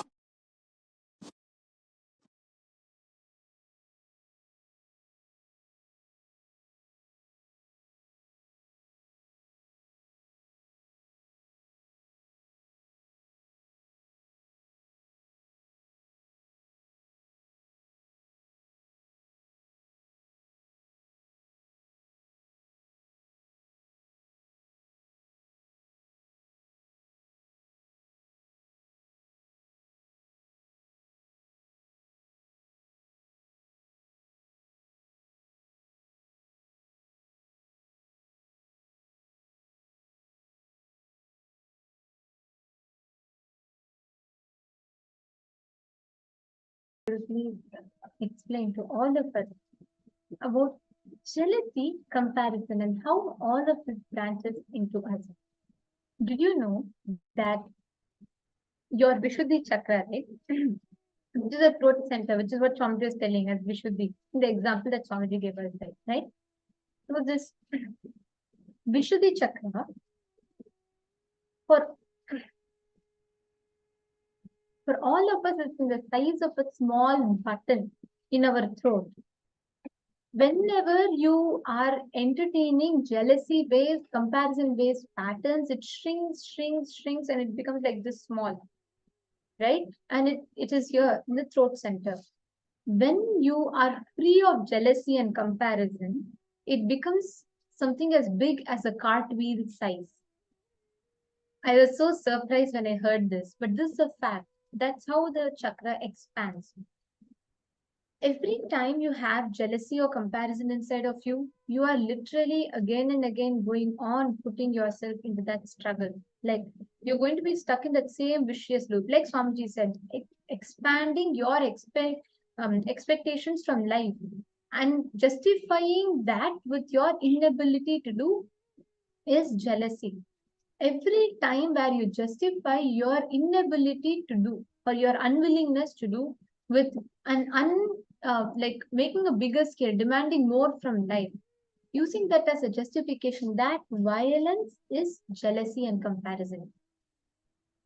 You'll be surprised to know all of us, every one of us, you may think I'm the most non-jealous person, but every one of us suffer with comparison In different levels.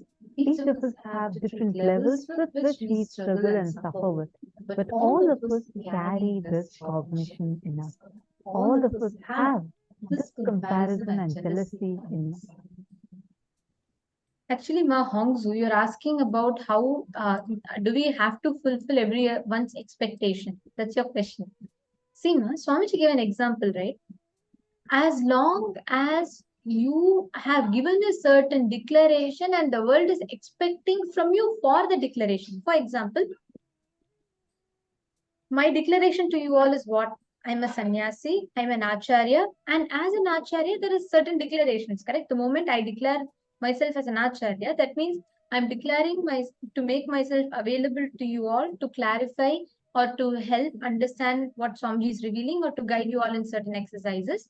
This is what is my declaration as acharya, right? By default. So if, let's say, if Ma Hongzu is having an expectation that I have to attend to your questions, that is right. It is my responsibility to fulfill it. But let's say, for example, if someone is having an expectation that I should come and play badminton with them and win the game, I am not responsible to fulfill that expectation because that is not part of my declared outer image. Are you understanding? So, as a participant, your declaration is what you're going to be available here, you're going to be participating. Then, if I am expecting you to listen to the session, then it's your responsibility. You're expected to fulfill that. But let's say, if I'm expecting you to come and take the session, you're not expected to fulfill that role. You're understanding? Whatever is your declared outer image, and if people have expectations within that declared outer image, then yes, we are responsible to fulfill that expectation. Like a mother, you make a declaration that I am your mother. Then you are making the declaration to fulfill the need of that child till that child grows old enough to sustain itself. So any expectation that child has in within that declaration, you are responsible to fulfill it. Catching it?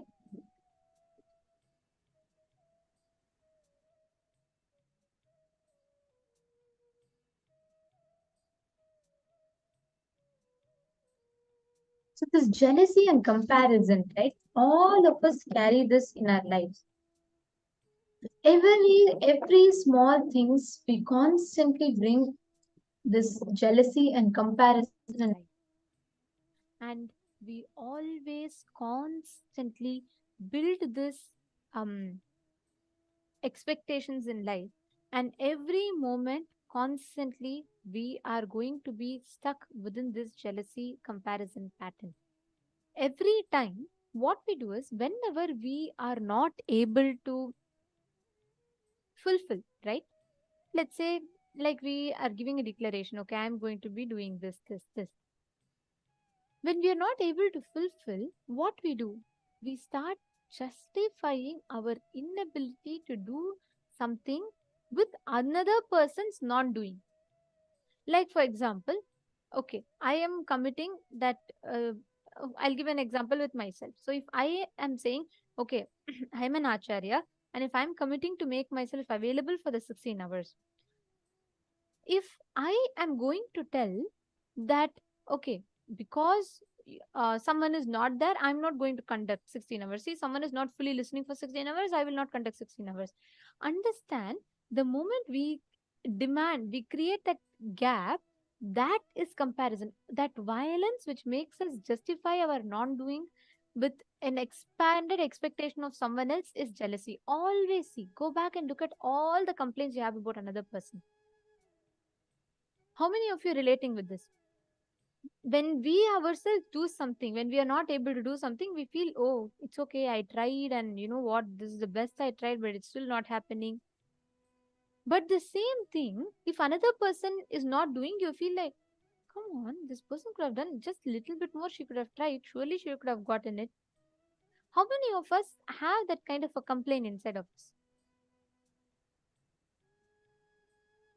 Tell, how many of you, how many of us have it? How many of you are able to click with it? As long as you have that, please understand that expectation that you carry, that jealousy, that is precisely what is jealousy. Many times we tell that, we think, oh, I'm not jealous. I don't feel, someone else's this thing, so I'm fine. I don't feel bad looking at someone else's success. No. Justifying your failure using someone else's success is jealousy. Justifying your non doing using someone else's non doing is also jealousy. Both ways it is jealousy and comparison. Oh, the others are not doing, why should I also do? Is also wrong. Someone else is doing, because of that I'm not able to do. Both are wrong, because your doing, non doing is not dependent on someone's doing, non doing. Catching it? Are all of you getting it?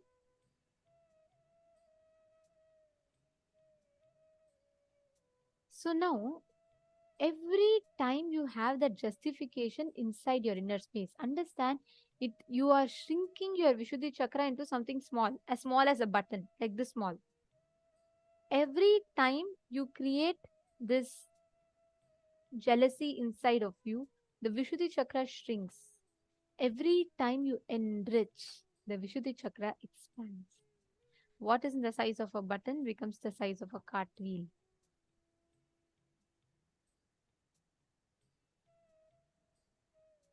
So, look back into your life. You're going to be now working on completing all these justifications or the conflicting comparison patterns that we carry inside of us, which is coming from a deep violence towards life. Let all of us take a few minutes. Just look into your life and identify. You will start understanding how that gap is formed inside of you, how you create that gap, and how you are stuck in that gap without completing, without analyzing, without understanding how you get stuck into that gap. You just need to see, look into your life, and identify all the justifications that you carry inside your inner space. Every time where you use this as a justification, saying, oh, you know what? I cannot do this and I'm fine with it. This is all I can do. This much only I know. All of that is jealousy. All of that is comparison. You are doing or not doing is your decision. Blaming your doing or not doing in someone else based on their inability or ability is wrong. That is jealousy. That comes from innate violence. So, in the whole chakras, right? The Vishuddhi chakra, when you constantly smell that jasmine, you will experience so much of healing. And that's a very powerful process to cleanse our Vishuddhi chakra. Now, how many of you want to really experience that deep cleansing happening?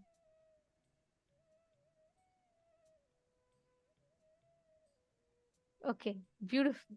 Now, we're going to be entering into a very powerful Kriya which will directly work on healing the Vishuddhi chakra, and it will completely expand. You will actually feel so much of lightness in your throat after doing this process. It's a very, very powerful Kriya. It's called the Maha Mantra Kriya. Okay. Can I request everyone to come on camera for this, please? Please come on camera for this particular meditation process. Please make sure you're in camera.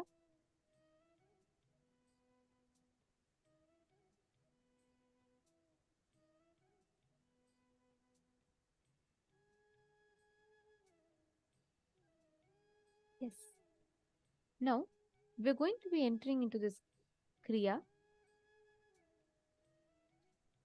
So, this is a 30 minutes meditation. Okay.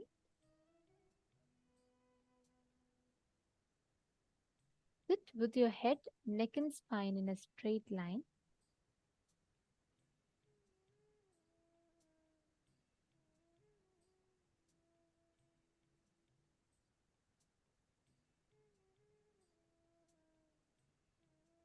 Okay, there's a very beautiful thing Swamiji has told about how you can see, identify whether you're actually sitting in a straight line or not. Okay, so here, now as you're sitting, when you just close the eyes and bend your body in front, you will feel, if you feel the weight of the body, you'll be able to actually very clearly feel. When you slouch, you'll be able to feel the weight of the body coming. Sit, sit, sit, sit, slowly move straight up until a point where suddenly you'll feel like completely there's no weight. The center of gravity changes. Your body aligns to the cosmic geometry. That means you will know you are sitting straight. So basically, make sure your head, neck, and your spine are all in a straight line.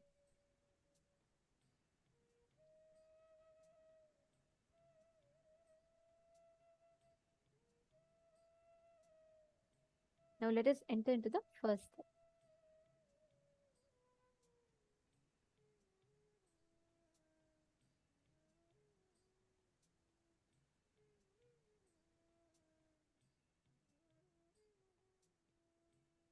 First, sit straight, close your eyes. Please close your eyes completely. Many times, in the name of closing the eyes, we see all our own inner chatter runs in behind in our eye with our eyes closed. So completely arrest the movement of your eyeballs.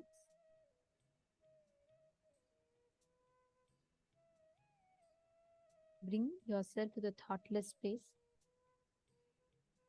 Now, keep your lips together and produce the humming sound from inside. Let's say if you were to put your face inside an empty aluminum vessel and make a humming sound, the sound generated will be like this. This is not omkara, it's not humming sound. It will just be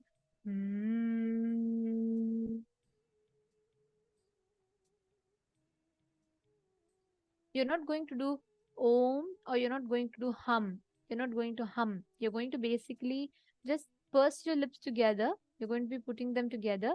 You're not going to be opening your lips. Just make the sound with your mouth closed, right?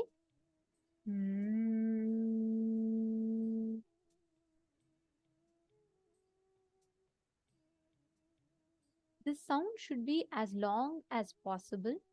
It should be as deep as possible, and it should come from your very navel center. Don't make an effort to take a deep breath after every time you do that humming. Don't take effort to make the deep breath. The body itself will take breaths when needed. So don't get tense. Put all of you sit in a very relaxed way. Sit straight, but relax your body. Don't tense. Don't tense your body. Just relax. Your whole body will be filled with that vibration. Start humming.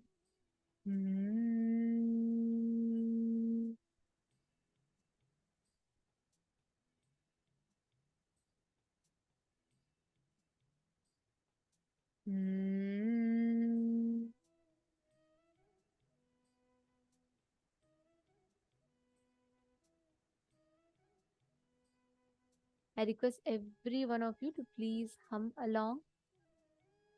You should sit straight. Ma Ilka, you should sit straight. Close your eyes. Magama Priya, you should also sit straight.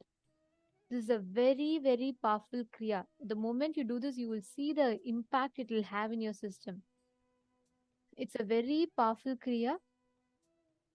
Close your eyes.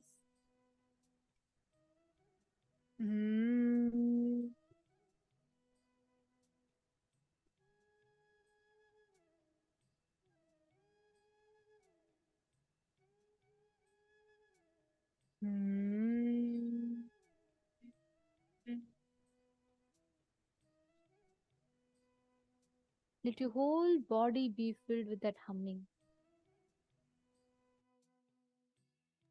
Please start.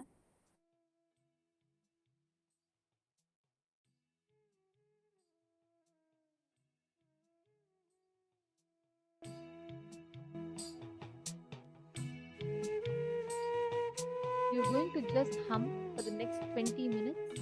Just hum. Keep humming.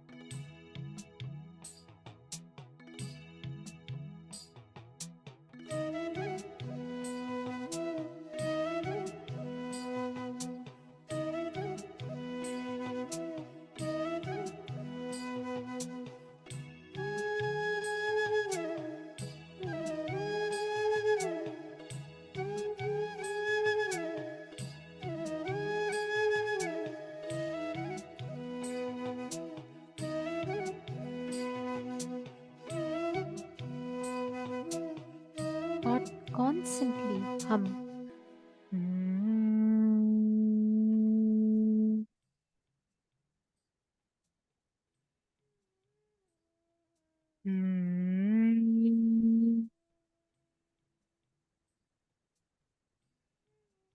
Now, close your eyes. Slowly relax. Put your awareness on the throat center. Just forget the whole body except your throat. Let your whole energy be centered on the throat. Let your Vishuddhi chakra function beautifully. Be relaxed. Bring your entire awareness to your throat region. Just focus on your throat. You will see the Vishuddhi beautifully flowering.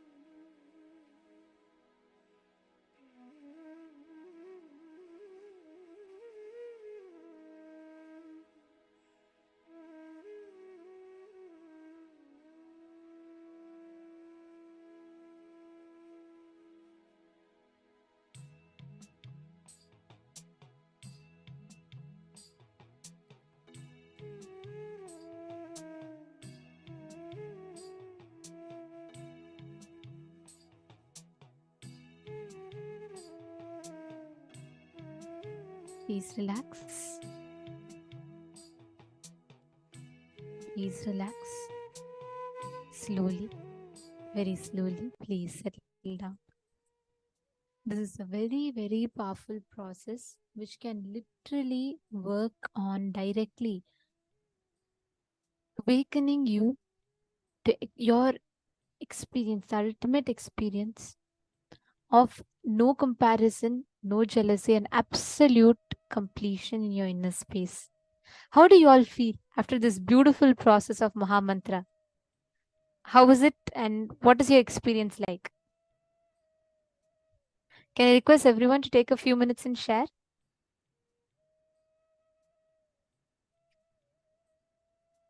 How was it? I see so many of you with a wide smile. Amazing. Okay. Beautiful.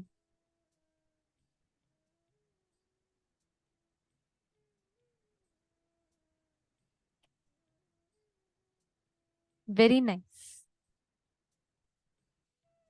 So many of you have commented. Beautiful. Now we have just about an hour for the darshan, and we are all now going to be getting ready to prepare ourselves for the darshan. And the first step for that is we will be understanding the how we can awaken the wealth consciousness, the revelations from Swamiji, which is the initiation that all of us are going to be receiving today.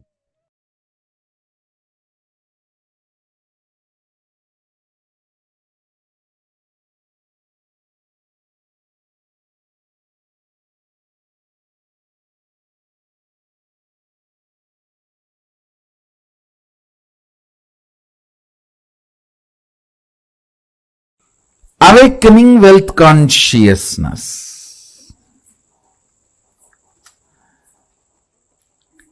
Let me describe fundamentally what is wealth as per the reality. Understand?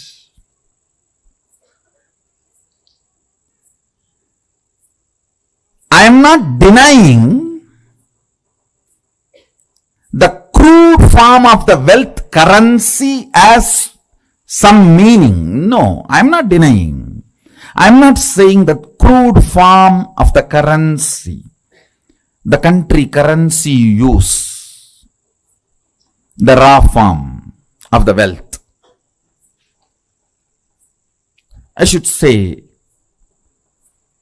the crude form of the wealth which you use for any transaction.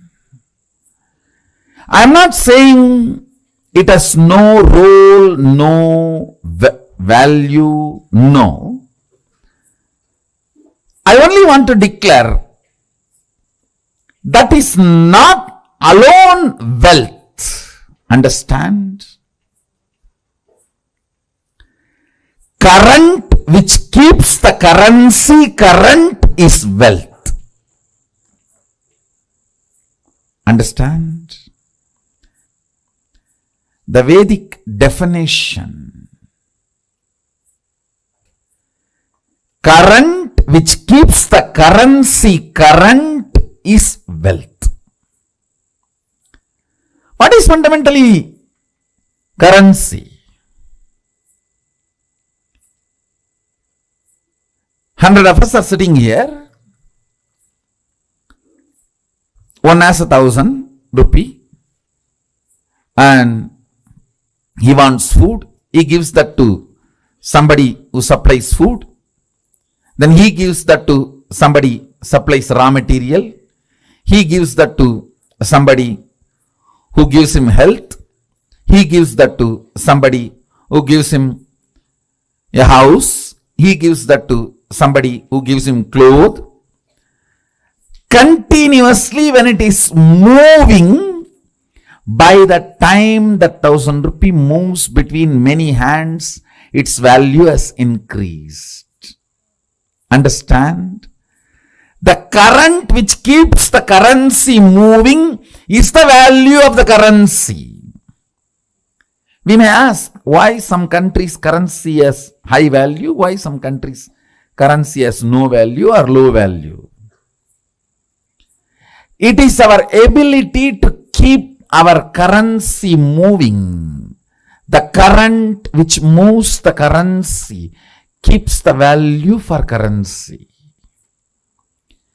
If you have too many reasons to use that currency, which you can buy only through that currency, that keeps the value. That current keeps the value of that currency.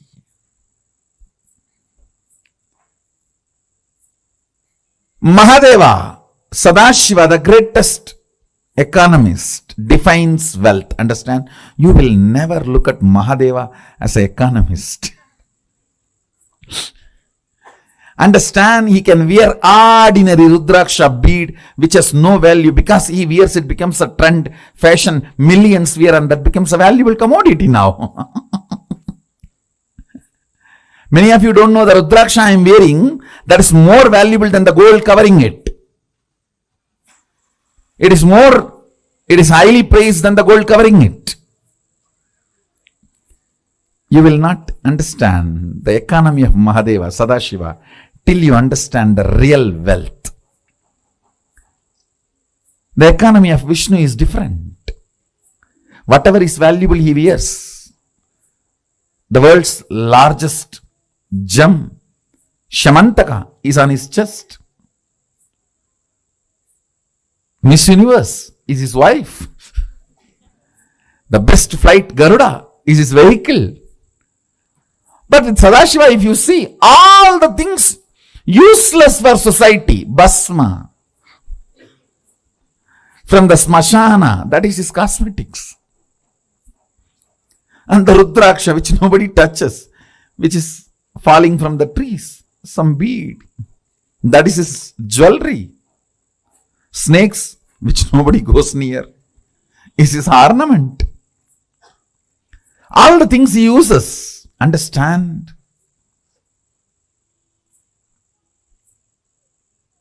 He is making a statement about wealth. If you read Agama, his words, beautifully it describes wealth in multiple places. Our ability to be intelligently active is wealth. Understand, intelligently active and constantly contributing. I am not saying don't accumulate currency, but I am saying fundamentally understand the concept of currency, then start moving your life and others' life. Then you will understand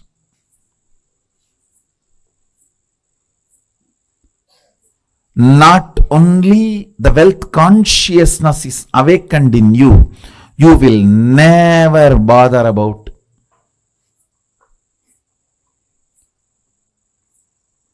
incompletions related to wealth. See, there are multiple incompletions people carry about wealth. First thing, the moment I utter the word, there is so much of that depression, that deprived feeling. Everyone has, I don't have.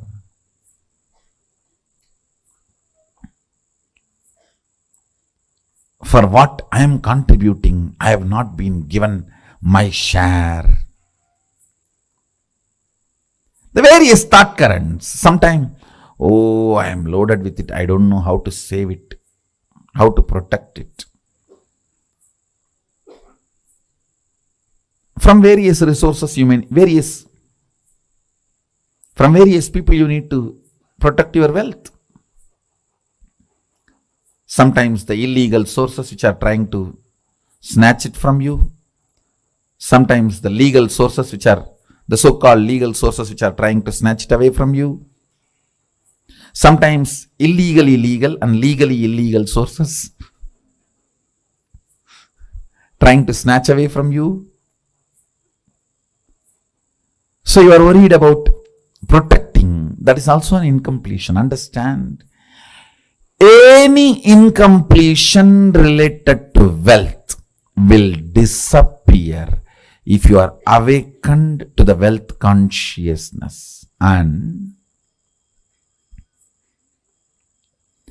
awakening to the wealth consciousness is not becoming fool, irresponsible, careless. No. No.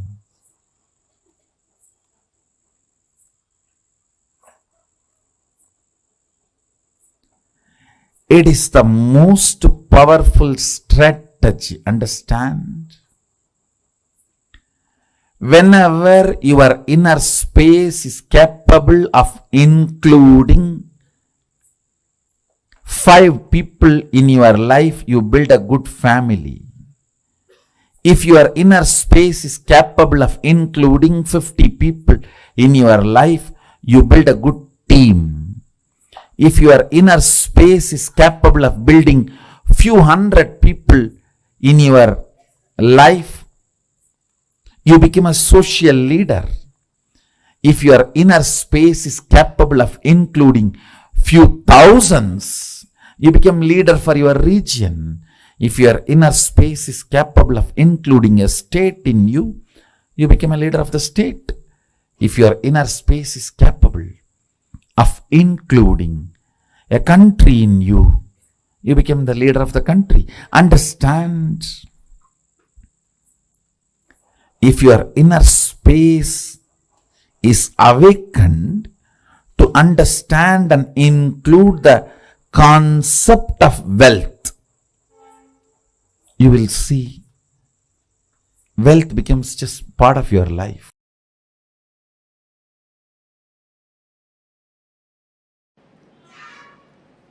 Expansion in life is freedom. Anything which restricts brings bondage and suffering. When I say expansion, I don't mean this expansion. I mean expanding in health, expanding in wealth, expanding in every field is success.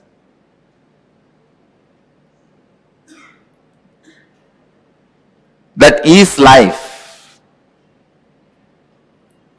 But there are many patterns which stops the expansion, restrictive patterns which restricts you in your health and wealth. Please understand. There are thousands and thousands of engrams. Engram means engraved memory.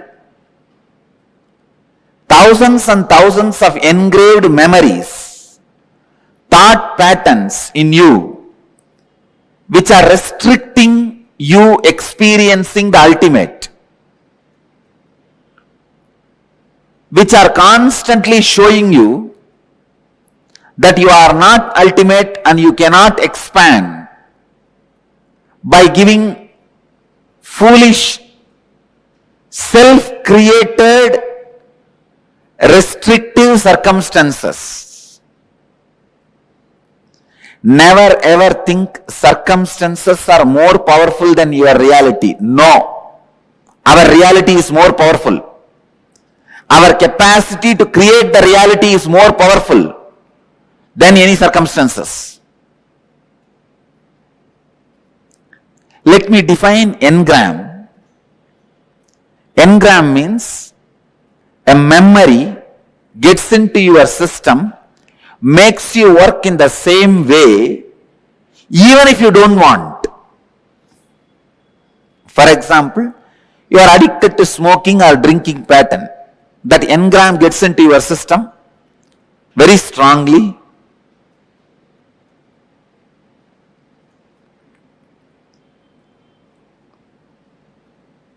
After 2 years, even if you want to give up, you won't be able to give up. When the time comes, from inside you will hear smoking, cigarette, When the time comes, from inside you will hear, come on, open the bottle. Simply you can't do anything. Your body will just move. It will open, drink, fall asleep. Next day morning when you are having fight with your spouse only, you will even remember.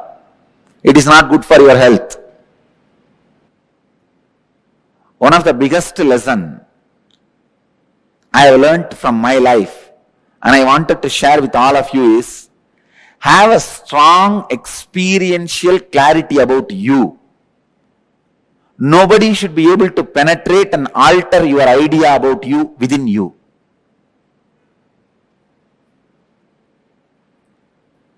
Constantly, if people tell that you are a miser, you are a miser, you are a miser, you are a cheat, you are a cheat, you are a cheat, you should not start believing it. That strong clarity about yourself, if you just have that, that's enough. You won the game of life. Nothing else can protect you other than the clarity about you. If that is there, nobody can harm you. Please understand, you are so weak. When people around you doubt, you also start doubting you. That's one of the biggest weakness human beings carry. Destroying others' opinion about you is not that big failure. But if you are also influenced by the others' opinion about you, you are a failure. In my case, the only reason I won the game, they lost the game, is they are able to convince the whole world about me, but they are not able to create one doubt about me in me. Have a strong fort. Nobody can take away your kingdom. Strong fort means, in your inner space, be authentic and clear about what you are and what you believe, what you want. Many times, in you, when the clarity is not there, when you have restrictive patterns, suffering starts for you.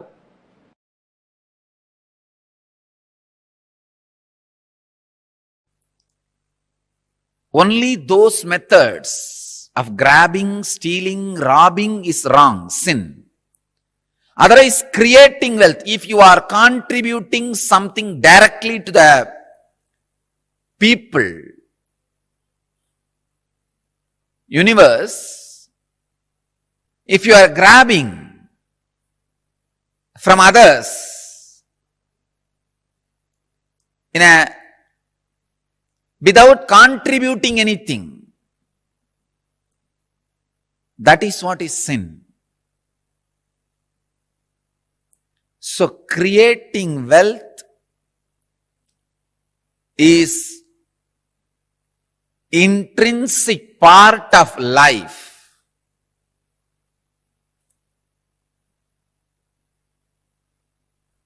Krishna says very beautifully in Gita, Gahano karmano gatihi. The universe by its nature works. If you have at least the goal of creating wealth, you will be creative. Your energy will be channeled properly. I can give you the clear guidance. The first priority should be in the life for moksha, enlightenment. Till that happens, the second priority can be creating wealth. Understand? Not grabbing or robbing or stealing. Creating wealth.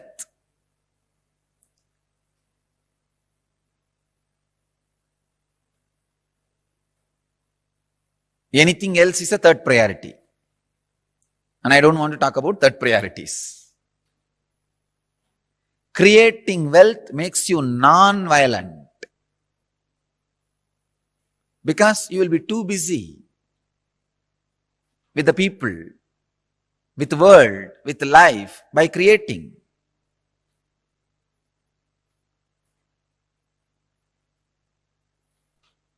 First, remove the guilt about wealth from your inner space. Second,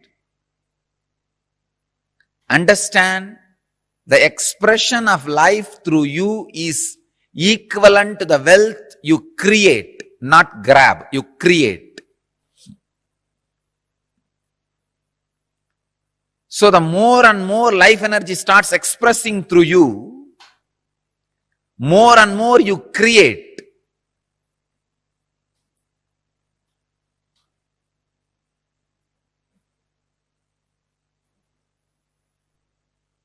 Life energy expression and wealth is one and the same. Seekers always justify their poverty as their spiritual quality and innocence. So if you are not wealthy, understand, if you have decided not to create wealth, great. But if you want to create wealth and not wealthy, if you have a greed for the wealth or a desire for wealth and not wealthy, be very clear, you are not a seeker, you are a seeker. Something is seriously wrong with you. Look into it. Wealth itself is not sin.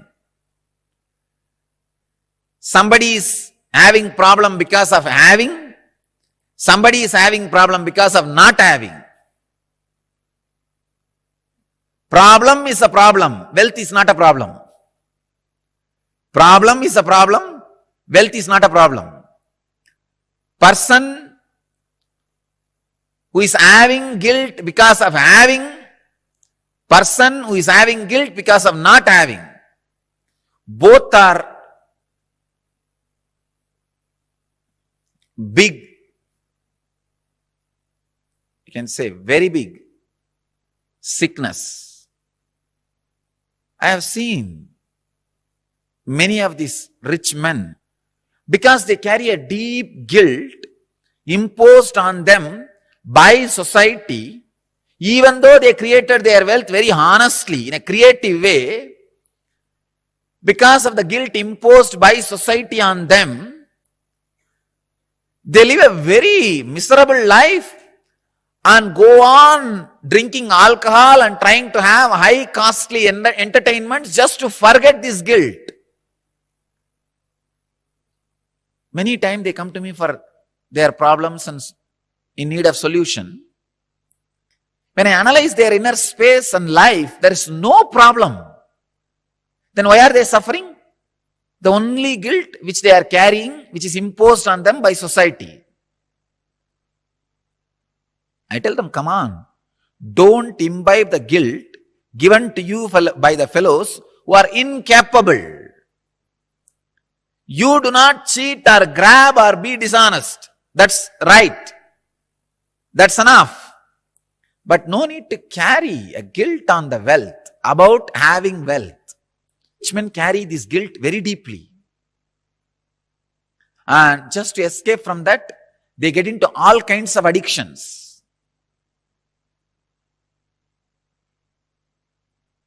And their life is hell as a fellow who doesn't have money.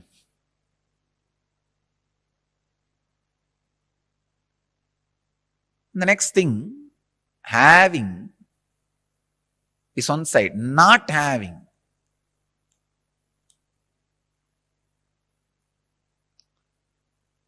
This is a very funny side. Having the desire to have wealth, not having it, but giving a valid reason why they are not having it. This is also another one important slave mentality. We always think work not done plus valid reason is equivalent to work done. And your mind is such a cunning mind, it creates very valid reasons and justifies itself. Why? You are poor And not only that, adding sacredness to poverty. Who are adding sacredness to poverty. Relax.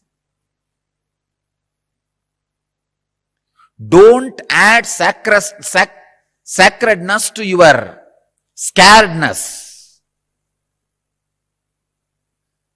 Because you are scared of life, you back out from life, and for the feeling of scared, you add sacredness. You start saying, no. You see, I am not the kind who can tell lies. This word is a lie. I am not the kind who cheat others. What is there? Little bit, 2 meal, and 1 small house, and 2-3 piece clothes. That's enough for life. If it is enough, why are you going around and bragging about it? Be content. The fellows who talk about their poverty being their great quality will not keep quiet. Because they are trying to make sacredness out of it. Please understand. As Krishna says, Gahano karmano gadihi. Life's flow is work.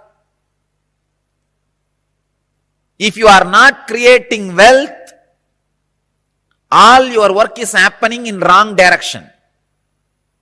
Your work is happening more in the line of destruction, not in right direction. The integrity, I am telling you from my experience. Now, experience of handling so many worst possible situations in life. Actually,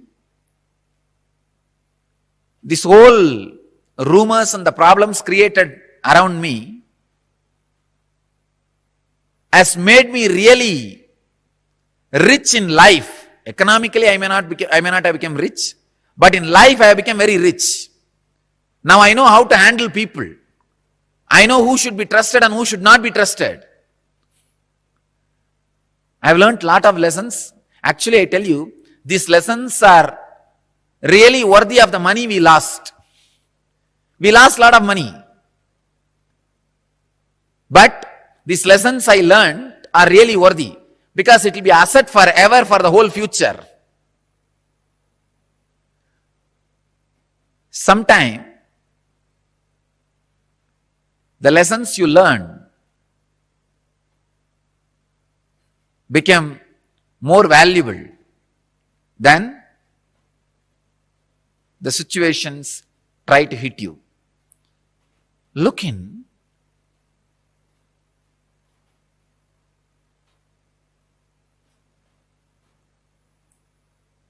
Remove the deep hatred for work. See, life is by its nature flow. If you create wealth, at least it will be directed in one line of creativity. If you are not creating wealth, be very clear. One, you will be spending all your time in destroying something, somebody, or you will be spending all your time in fighting with you, in depression. Fighting with your own self. Morning half an hour you will argue whether to create wealth or not. Evening half an hour you will argue whether to create wealth or not. Morning you will argue, I should create wealth. Evening you will argue, no, I should not create wealth. And night you will fall asleep. Between the morning and evening, again you will be spending time in eating. That's all. After 20 years, what you have done? No, I debated morning whether to create wealth or not. The side of creating. In the evening, debated for not creating. Finally, nothing has happened. Life is wasted. That's all. Not having wealth is a wrong mental setup. Awaken the creativity in you. Remove the hatred for work, creativity.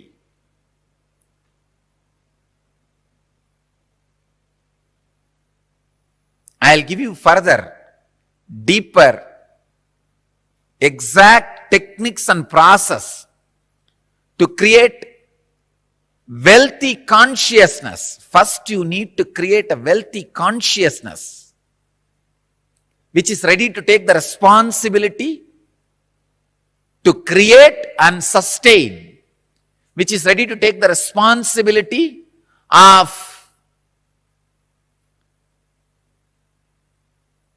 being creative. For being creative, you need to take many responsibilities. It doesn't happen like a breeze. Even if the breeze happens, you need to be responsible to keep your doors open for the breeze to blow through you, flow through you.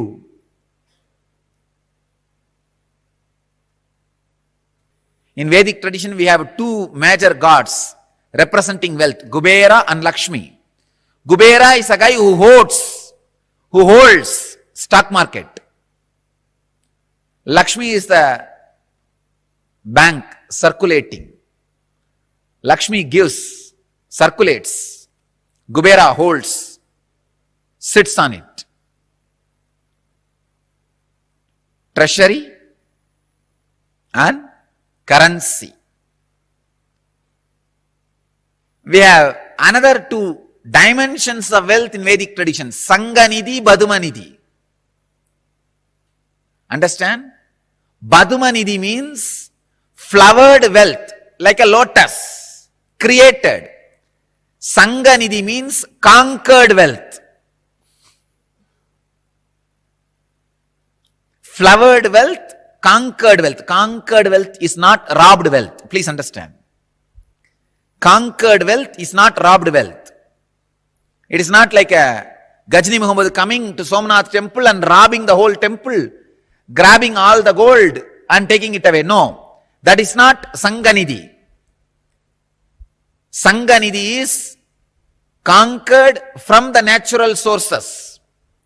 Badumanidhi is made to flower from natural resources.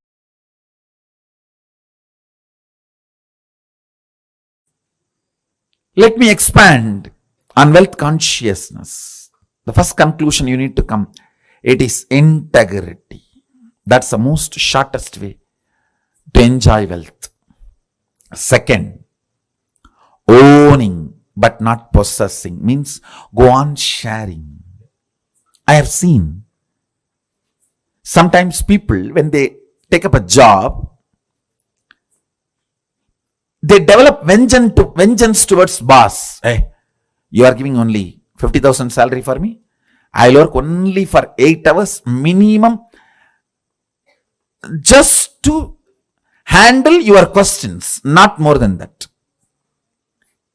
So this is the way he starts. He thinks he's cheating his boss.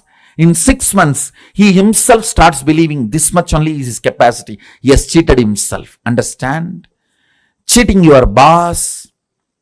In 6 months, you will believe that as your capacity and you will cheat yourself forever. You making your boss believe this is only your capacity because you want to take revenge on him. First conclusion you need to arrive is integrity is the best strategy.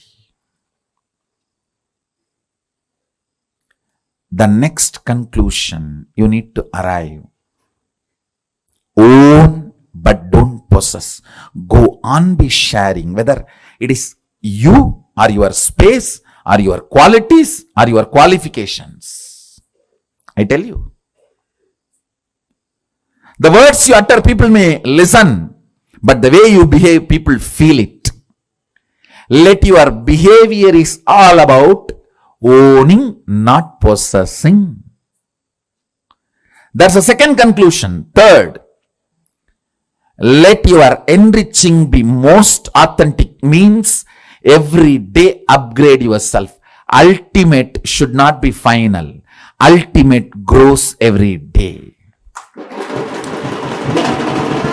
Ultimate is not final. Today's ultimate is not tomorrow's ultimate. Tomorrow's ultimate is different. Brahmanda expands, cosmos expands. For you, something is ultimate today, which is not ultimate tomorrow. It expands. So, go on becoming authentic in your sharing, enriching. Next, important conclusion. Do not feel shy to encourage people to support you back to enrich the world. Be confident, courageous about what you are doing.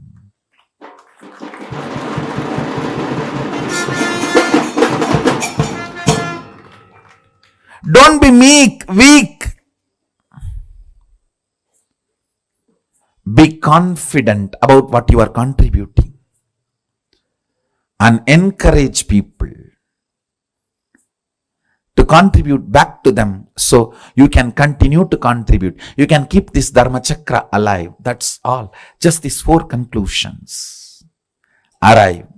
Now, one good news I have for you is our Vedic masters, Vedic rishis, Vedic visionaries, starting from Sadashiva, they have mastered a science to bring these highest thought currents and ignite your inner space through certain rituals and processes.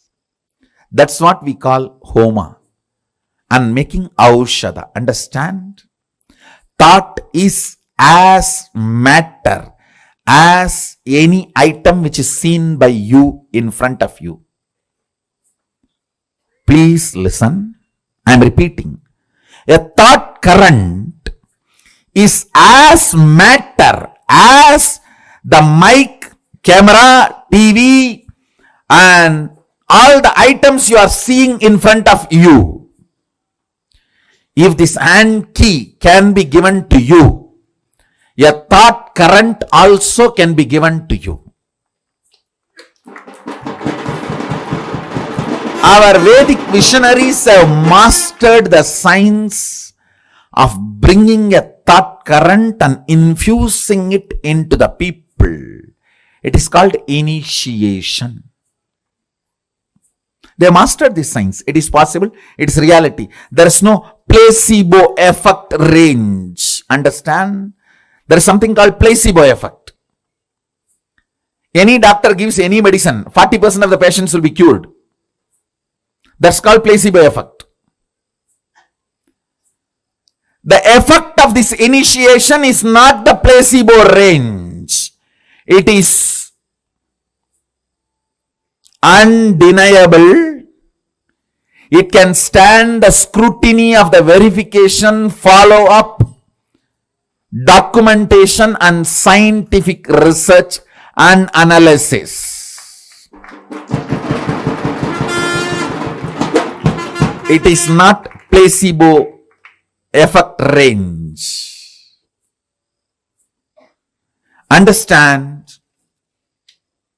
Our masters have mastered this science of making the thought current come in a space through yajna, means the thought current from the space will be brought into the air through the mantras and into the fire through the offerings, into the water in the kata pot and sprinkled on you and into your mind through that water being sprinkled on you.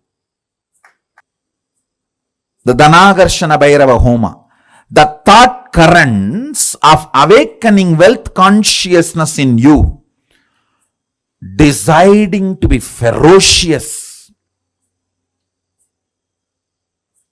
within you and awaken your wealth consciousness. Ferociousness is not anger. If you feel society has cheated you, you are angry about the wealth, you will never manifest wealth. Ferociousness is different, anger is different. Kala Bhairava, Dhanagarshana Bhairava is ferocious but not angry. Understand? To infuse the ferociousness, to manifest wealth consciousness in you.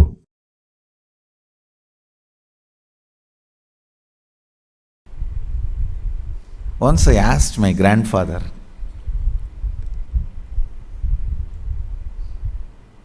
is really such a person of charity. Every day in the night time, when he finishes his accounts, I learnt this habit from him. Even if it is 1 o'clock, 2 o'clock in the night, those days there is no computer and all. It was only in the notebook. Only after signing the ledger, completing the accounts of the shop he was running. He was running a rice mandi, wholesale rice godown. Only after completing the ledger, signing, he will go to bed. I learned that habit from him. And the most important thing, he had a box. On that box, there will be a board called Magame Bandu. Means 10% of his net income, he will put it in that box every day. That is kept for charity. So any temple function, religious function, temple inauguration, annadan, anything, people will come. When they come, based on their function level or expense level, he will give donation.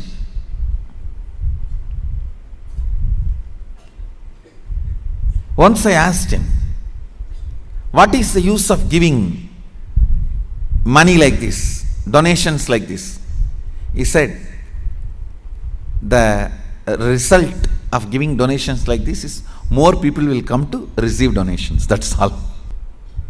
Understand, reward for wealth is more wealth, reward for love is more love, reward for work is more work, reward for charity is more charitable, more charity opportunities. Reward for integrity is more integrity.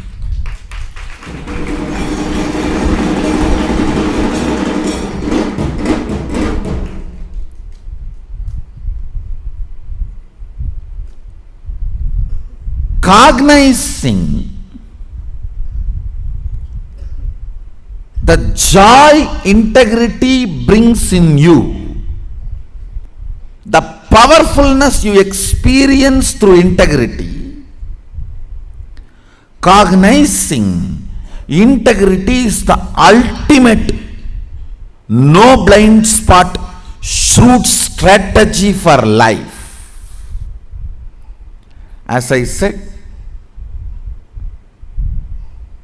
your plans are two cunning strategy. Integrity is three cunning strategy, Mukkan strategy.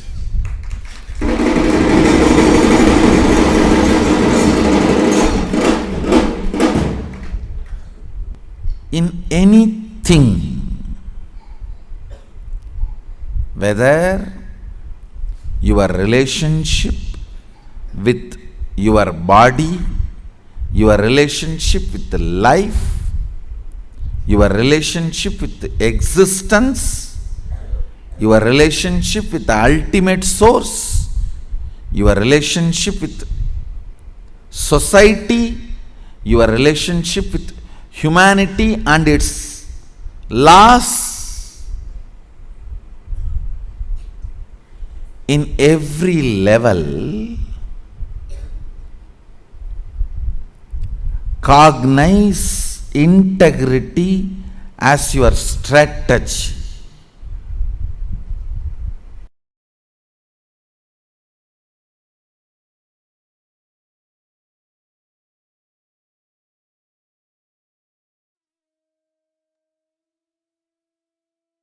Integrity is the best strategy to achieve anything in life.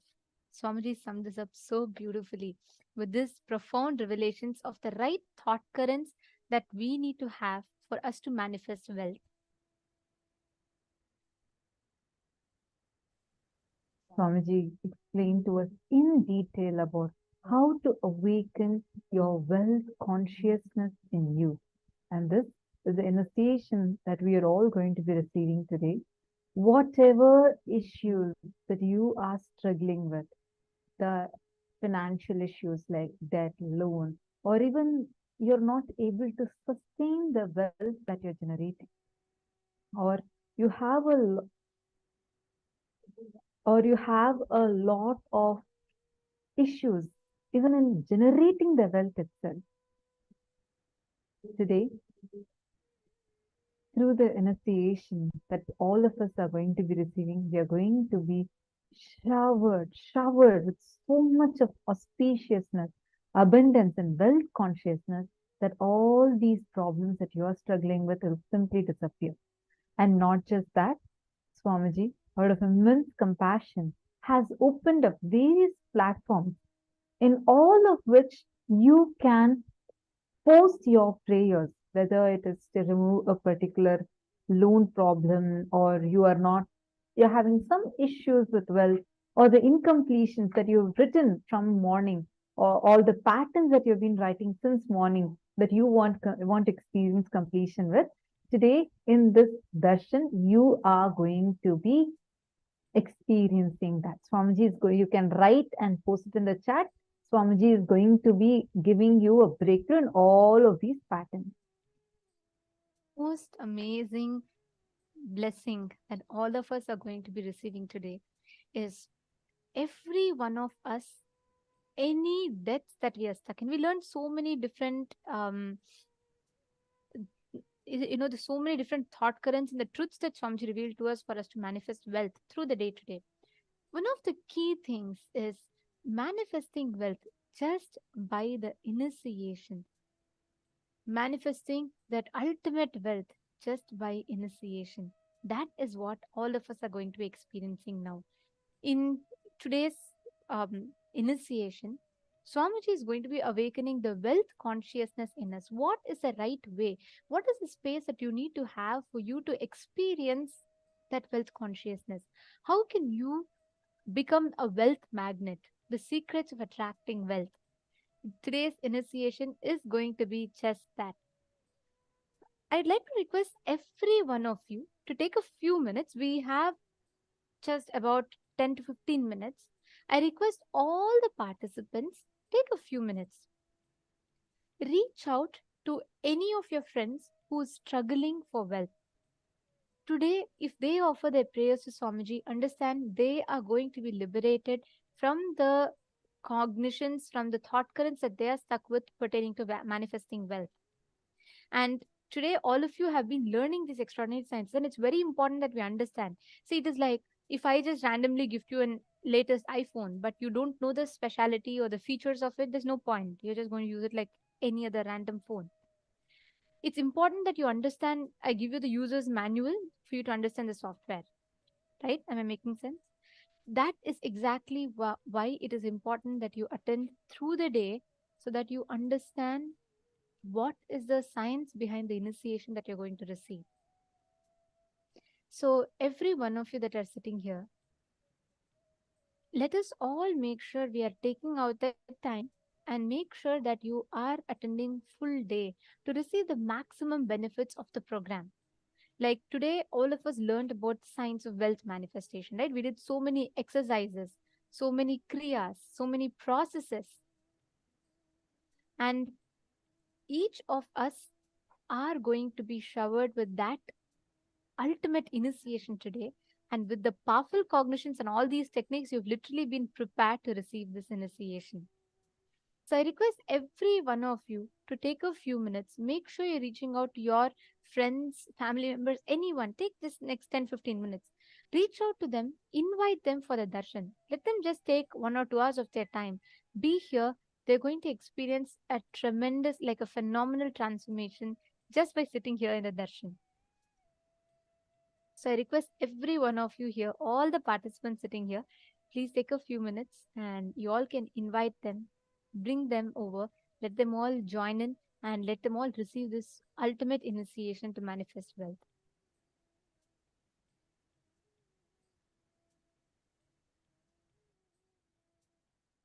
Yes.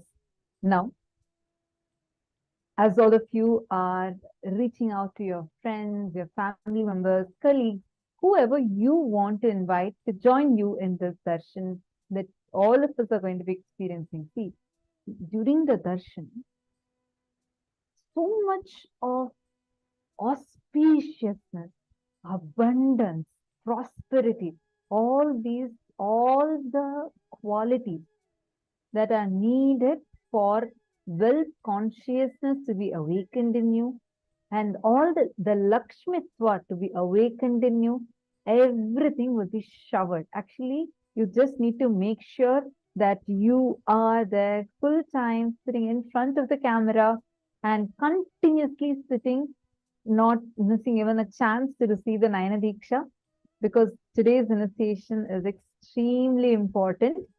See, from morning, so many of you wrote saying how you've been struggling, whether it is to make wealth, or sometimes some of you are struggling with some of the wounds that were created at a very young age.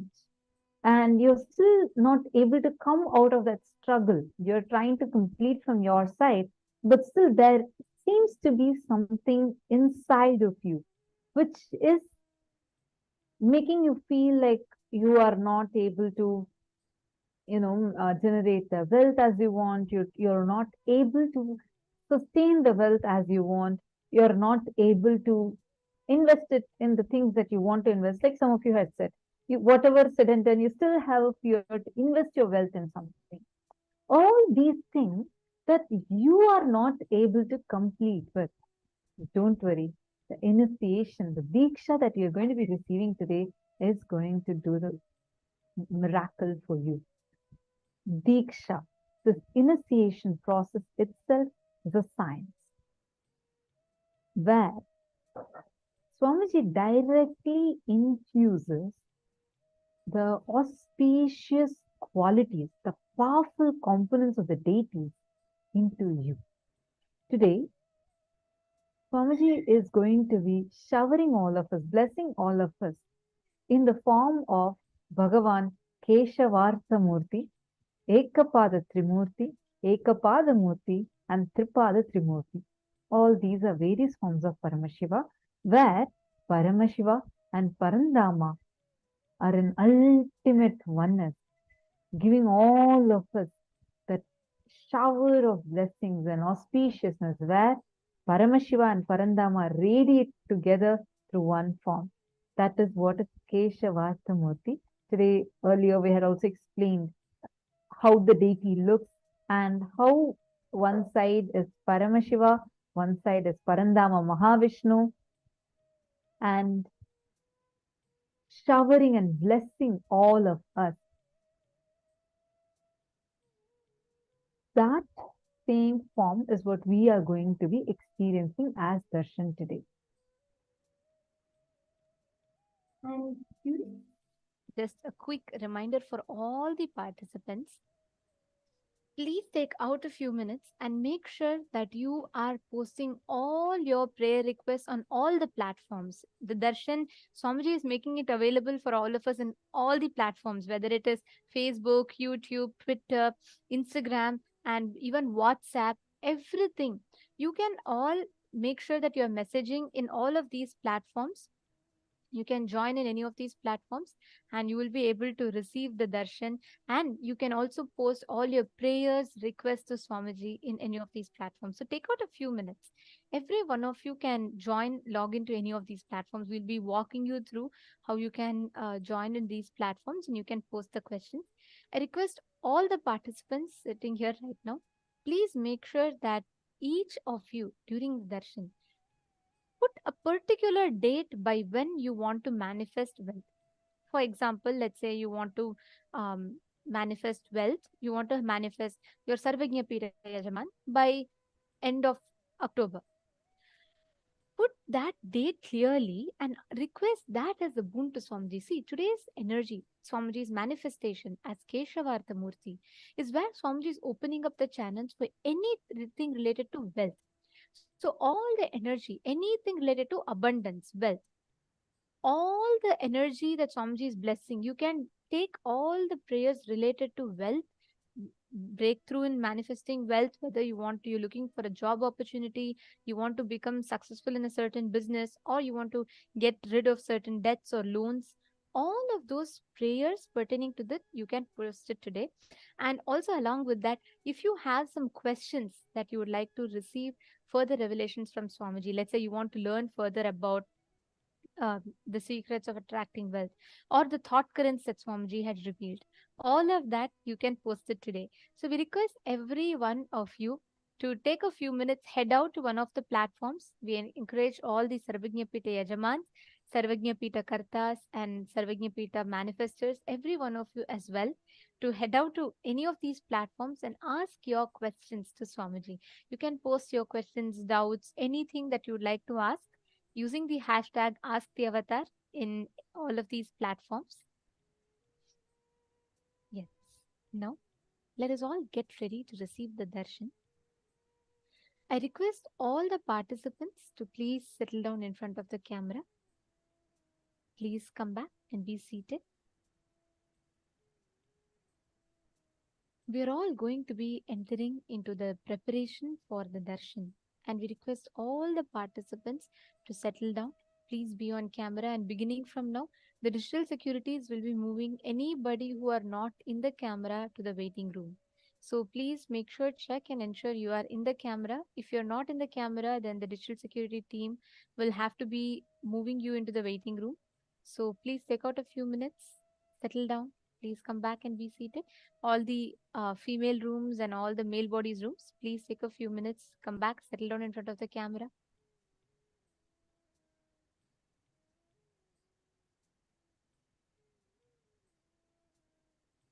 Yes.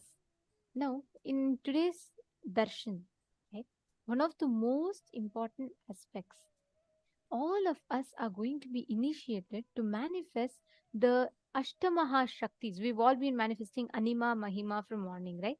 Swamiji is going to be initiating us to be able to manifest the Ashtamaha Shaktis and attract wealth through the manifestation of these Ashtamaha Shaktis. Anima, being able to make anything small, and Mahima, being able to make anything as big as you want. Lahima, being able to make anything as light as you want. Garima, being able to make something as heavy as you want. And then we also have Prapti, Prakamya, Ishitva, and Vashitva. Prapti is the power to be able to attain anything that you want. And Prakamya is the ability to fulfill one's desires. And Ishitva is your ability to have the lordship over something. Vashitva is your ability to attract something towards you. So all of these powers are going to be we are going to be initiated with all of these powers today. So let us all get ready, prepare ourselves for the initiation. Make sure that the whole setting, the whole setup around you, set up the Nityananda Sabha, keep Swamiji's Atma Murti next to you. Make the whole place very divine. Understand, darshan is a very sacred, powerful process. Just through a look, just through a word, Swamiji transmits that ultimate cosmic experiences to each and every one of us. So when you sit in the darshan and when you are connecting to Swamiji, Swamiji is literally transmitting that energy, experience, that highest cosmic frequency to all of us. I see messages. Mark Karen Headley has posted. Swamiji explains these principles so simply. Absolutely. And not just that, Swamiji even gives these as experiences in a very casual way. Just look at it. Each of us are sitting at the comfort of our own homes. And all we know is just that we are sitting and we are just enjoying watching Swamiji's darshan. And Swamiji just makes these principles, these cognitions as our own experience. Actually, that is what we are going to be having in today's darshan. Just make sure you're fully here, present, physically and mentally both. Be here, listening fully, because it is not just through words. It is not just the words that Swamiji is going to be talking. Every moment is too precious because it's every moment is Paramashiva's time that all of us are getting. It's direct audience with the divine. This darshan is a very powerful one. So make sure every precious moment that we have today. You are fully here. Do not get distracted into anything. And for asking your prayers, please make sure you're posting your prayers in multiple platforms. This is also a very important thing. I see that some of you are posting it just on the Zoom, or some of you are posting it just on Facebook. Understand?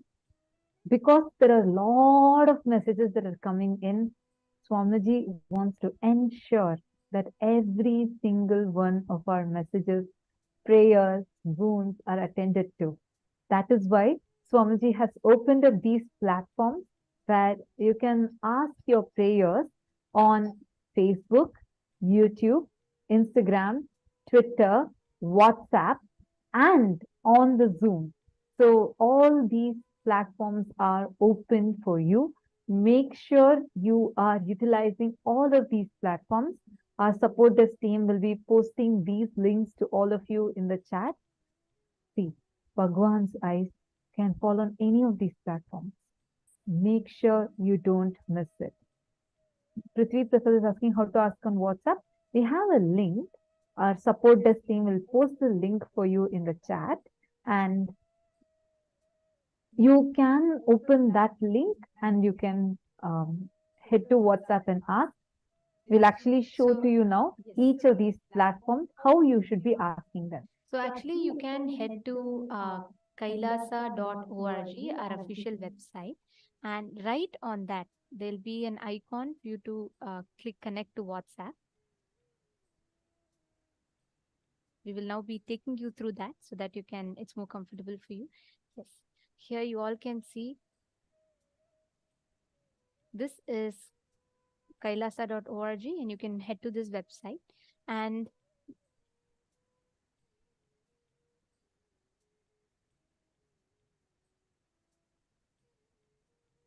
yes, here we can see, you get an option. The moment you go there, you can see actually in the website itself, it gives you an option to connect on WhatsApp. Do you see this box below? Right on the home page itself, you'll be getting this option of joining the WhatsApp community, and you can click. And if you already have WhatsApp, you can directly join chat. If you do not have WhatsApp, it will give you a prompt to download WhatsApp, and you can download, join the community, and in the community chat, you'll be able to post all the questions that you have.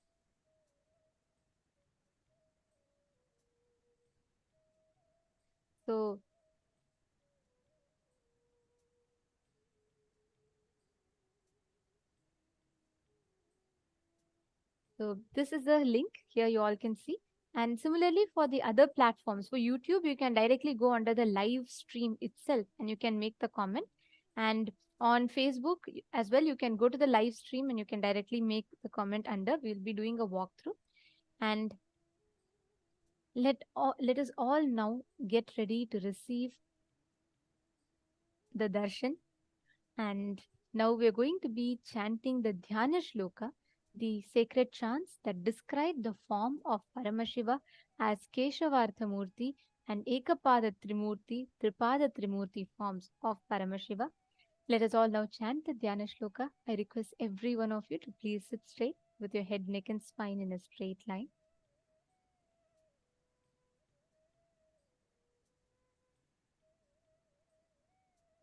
Connect to Swamiji.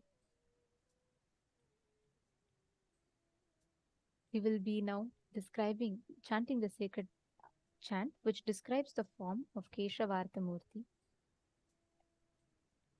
Savyange vidrumabham shashikaladharavakutam bhasmarudrakshabhusham vamange shyamalabham manimakutayutam pītavastrastishobham सव्येटङ्काभयं स्यादितकरयुगे शङ्खं कौमोदिकी स्यात् किञ्चिल्ललाटनेत्रं विलसतु पुरतरः श्रीहरेर्ददेहम् सव्येटङ्कं परस्मिन् कटकसुजलजं सिन्धुवेणीसुनन्दम् वामार्धे सत्किरीटं रुधिरजलनिभं व्याघ्रचर्माम्बराढ्यं फालर्धे लोचनार्धाकलितसमपदं शुभ्रयज्ञोपवीतम् हर्यर्धं नौमि शम्भुं सकलशुभकरं सर्वसम्पत्कराड्यम्. This sacred chant describes the form of Keshavartha Murti. The right side is Shankara and the left side is Vishnu. Shiva is reddish in color, smeared with bhasma and having the crescent moon on his jata juta. He is wearing the Rudraksha mala and having the third eye on his forehead. Ganga is on his head. He is wearing the tiger skin with white sacred thread on his shoulders. The left side, Vishnu is with blackish body.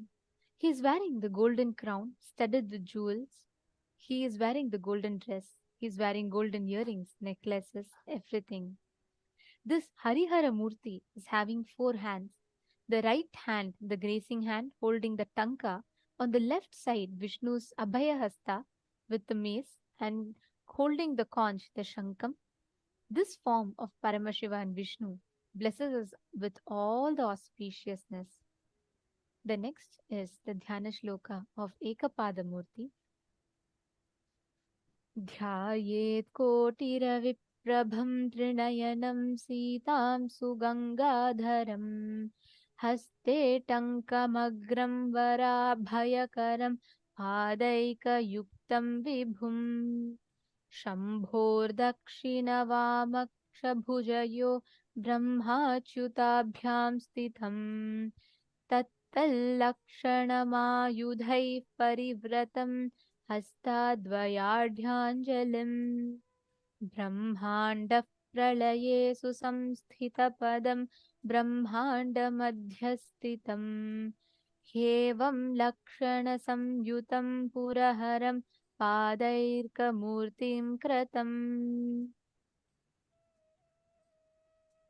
All of these sacred forms of Paramashiva graces us with the ultimate auspiciousness, the ultimate abundance, the ultimate wealth, everything. Absolutely. These forms that you all just witnessed, all these forms are where Paramashiva, Parandama, and Parabrahma are all manifesting in ultimate oneness. And the Keshavartha Murti is where Paramashiva and Parandama Mahavishnu manifest together through one form, showering all of us. That is that first Dhyana Shloka that all of us listen to. And with this, all of us are going to be preparing ourselves to enter into the darshan. Understand, darshan is a sacred space where beyond the parameters of time and space, irrespective of where you are from, what you have been doing, none of these matter.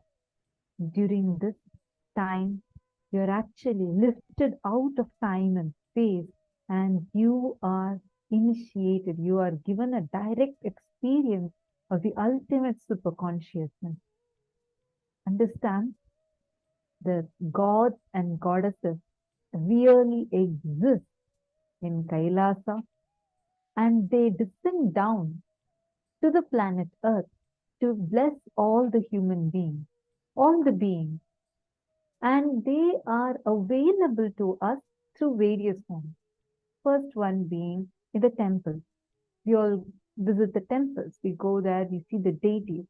The deities actually carry the pure superconsciousness and the being of each of those gods and goddesses. And that is why you offer worship and you go and pray to them. They are called as Archavataras. But from the Archavataras, human beings are not mature enough to get the highest spiritual experiences. That is why, out of immense compassion, the cosmos descends as Nijavatara and manifests for all of us, showers all of us with the ultimate spiritual experience. Now, it's time for all of us to receive that ultimate spiritual experience directly from the Nija Avatara of Paramashiva, Supreme Pontiff of Hinduism. Let us all now enter into the meditative space to receive the darshan. Please close your eyes and start chanting the Mahavakya, preparing your inner space to receive the darshan. Please chant the Mahavakya. Paramashivoham.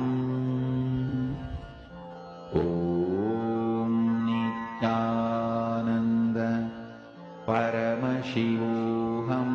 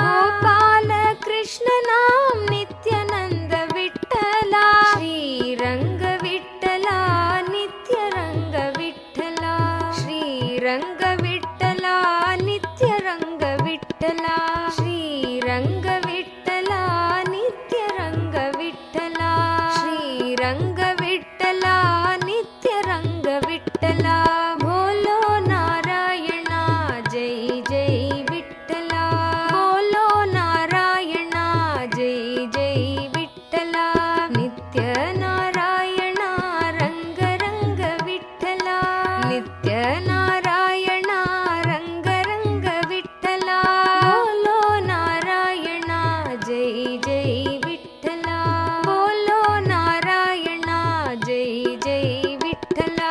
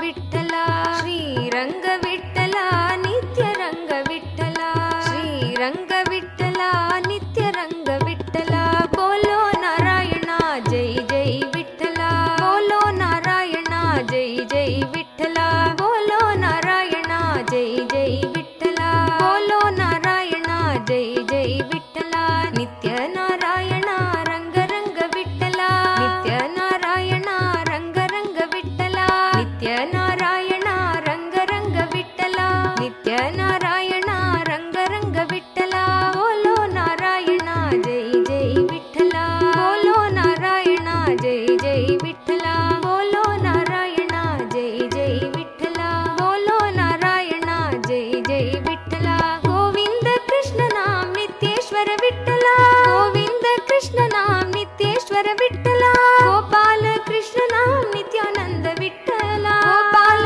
Krishna नाम नित्यानंद विठ्ठला गोविंद कृष्ण नाम नित्येश्वर विठ्ठला गोविंद कृष्ण नाम नित्येश्वर विठ्ठला गोपाल कृष्ण नाम नित्यानंद विठ्ठला गोपाल कृष्ण नाम नित्यानंद विठ्ठला श्रीरंग विठ्ठला नित्य रंग विठ्ठला श्रीरंग विठ्ठला नित्य रंग विठ्ठला श्रीरंग विठ्ठला नित्य रंग विठ्ठला श्रीरंग विठ्ठला नित्य रंग विठ्ठला बोलो नारायणा जय जय विठ्ठला बोलो नारायणा जय जय विठ्ठला नित्य नारायणा रंग रंग विठ्ठला नित्य नारायणा रंग रंग विठ्ठला बोलो नारायणा जय जय विठ्ठला बोलो नारायणा जय जय विठ्ठला बोलो नारायणा जय जय विठ्ठला बोलो नारायणा जय जय विठ्ठला गोविंद कृष्ण नाम नित्येश्वर विठ्ठला गोविंद कृष्ण नाम नित्येश्वर विठ्ठला गोविंद कृष्ण नाम नित्येश्वर विठ्ठला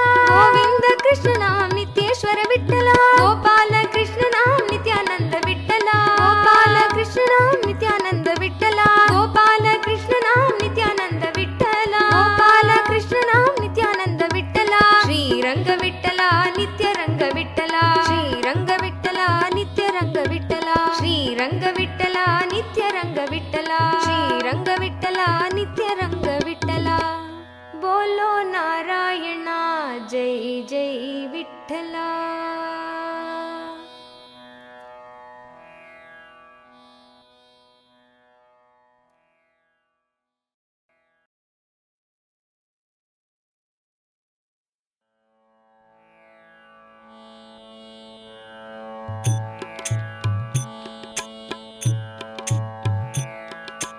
जगत्पते हरि नित्य गोपाला जगत्पते हरि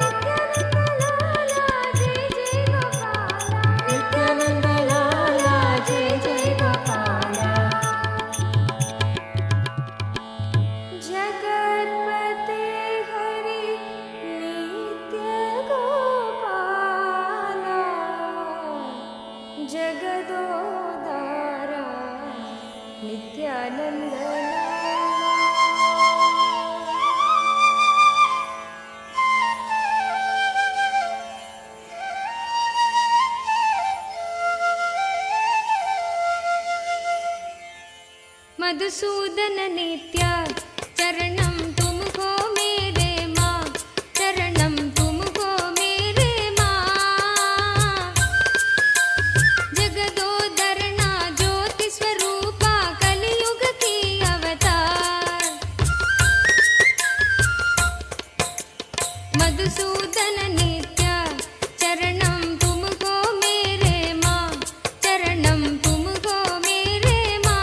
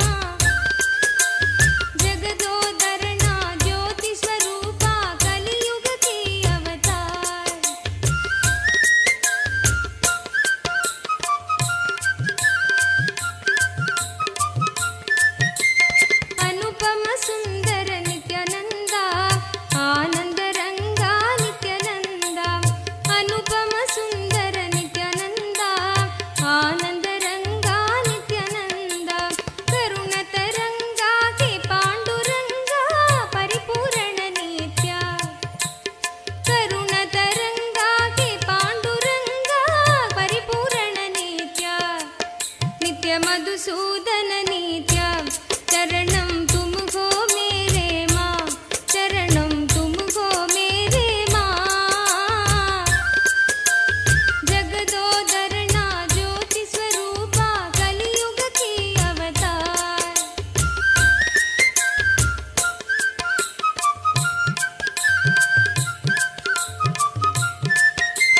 दीन की बंधु नित्यानंदा, प्रेम की सिंधु नित्यानंदा।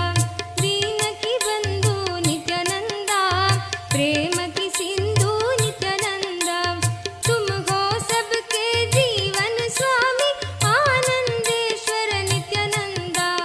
तुम हो सबके जीवन स्वामी आनंदेश्वर नित्यानंदा। नित्य मधुसूदन नित्य चरणं तुम हो मेरे माँ, चरणं तुम हो मेरे माँ।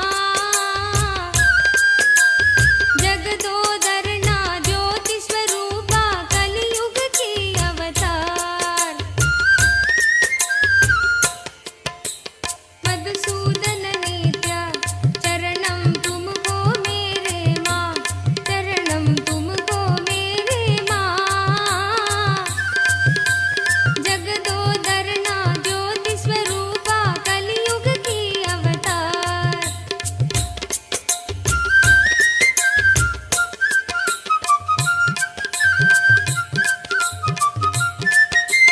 दीन की बंधु नित्यानंदा, प्रेम की सिंधु नित्यानंदा। दीन की बंधु नित्यानंदा, प्रेम की सिंधु नित्यानंदा। तुम हो सबके जीवन स्वामी आनंदेश्वर नित्यानंदा। तुम हो सबके जीवन स्वामी आनंदेश्वर नित्यानंदा। नित्य मधुसूदन नित्य चरणं तुम हो मेरे माँ, चरणं तुम हो मेरे माँ। जगदोदरना ज्योति स्वरूपा कलियुग की अवतार। मधुसूदन नित्य चरणं तुम हो मेरे माँ, चरणं तुम हो मेरे माँ। जगदोदरना ज्योति स्वरूपा कलियुग की अवतार।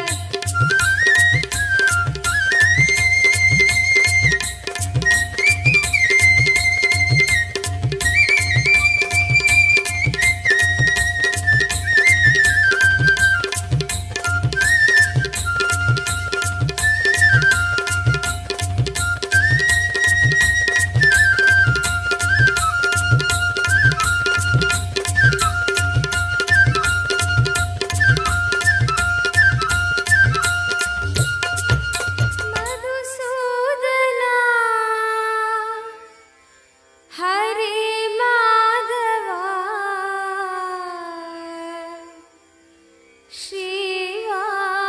श्रीवासुदेवा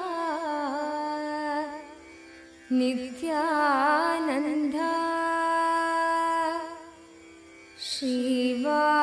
श्रीवासुदेवा नित्यानंदा। मधुसूदना हरे माधवा, मधुसूदना हरे माधवा। मधुसूदना हरे माधवा, मधुसूदना हरे माधवा। श्रीवासुदेवा नित्यानंदा, श्रीवासुदेवा नित्यानंदा। श्रीवासुदेवा नित्यानंदा, श्रीवासुदेवा नित्यानंदा। श्रीवासुदेवा नित्यानंदा, श्रीवासुदेवा नित्यानंदा। श्रीवासुदेवा नित्यानंदा, श्रीवासुदेवा नित्यानंदा। मधुसूदना हरे माधवा, मधुसूदना हरे Madhava. श्रीवासुदेवा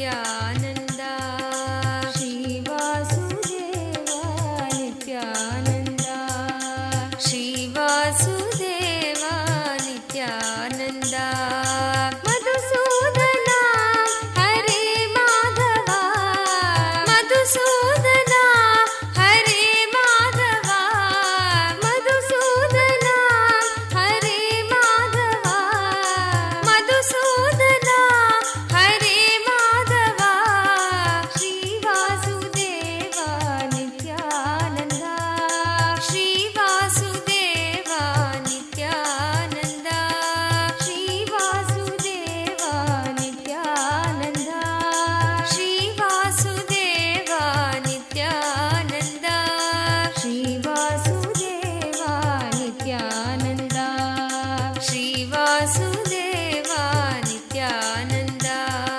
श्रीवासुदेवा Nityananda श्रीवासुदेवा Nityananda नित्यकेशवा Narayana नित्यकेशवा Narayana नित्यकेशवा Narayana नित्यकेशवा Narayana Shrihari Govind मनमोहना Shrihari Govind मनमोहना Shrihari Govind मनमोहना Shrihari Govind मनमोहना जनार्दना जगत्पालना जनार्दना जगत्पालना दीनावना दुःखभञ्जना दीनावना दुःखभञ्जना अरविन्दलोचन आनन्दना अरविन्दलोचन आनन्दना अरविन्दलोचन आनन्दना अरविन्दलोचन आनन्दना श्रीवासुदेवा Nityananda श्रीवासुदेवा Nityananda श्रीवासुदेवा Nityananda श्रीवासुदेवा Nityananda Keshavartha Murti. All of you can take a few minutes and post all your prayers, wounds, the requests that you have, all the financial crises that you've been facing. You can take a few minutes to post those requests on all the social media platforms so that wherever Bhagavan's life falls, immediately your prayers are blessed, your wounds are granted, and all your questions will get answered. So take a few minutes. We are now going to be taking it step by step through all the social media platforms. So it's easier for you to go and post your requests, wounds, prayers, everything over there. Right now, all of us behold the darshan of Bhagavan Keshavartha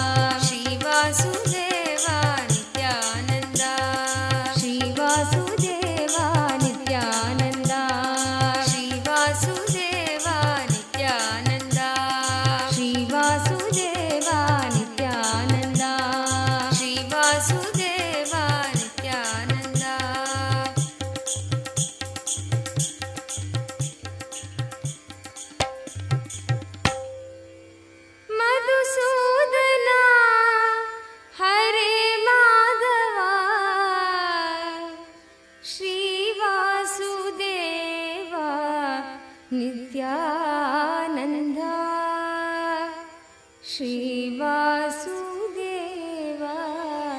Nityananda Govinda Gopala Nityanand Hari Govinda Gopala Nityanand Hari Govinda Gopala Nityanand Hari Govinda Gopala Nityanand Hari Govinda Gopala Nityanand Hari Nityanand Hari Nityanand Hari Nityanand Hari Nityanand Hari Nityanand Hari Nityanand Hari Nityanand Hari Nityanand Hari Nityanand Hari Nityanand Hari Nityanand Hari Nityanand Hari Nityanand Hari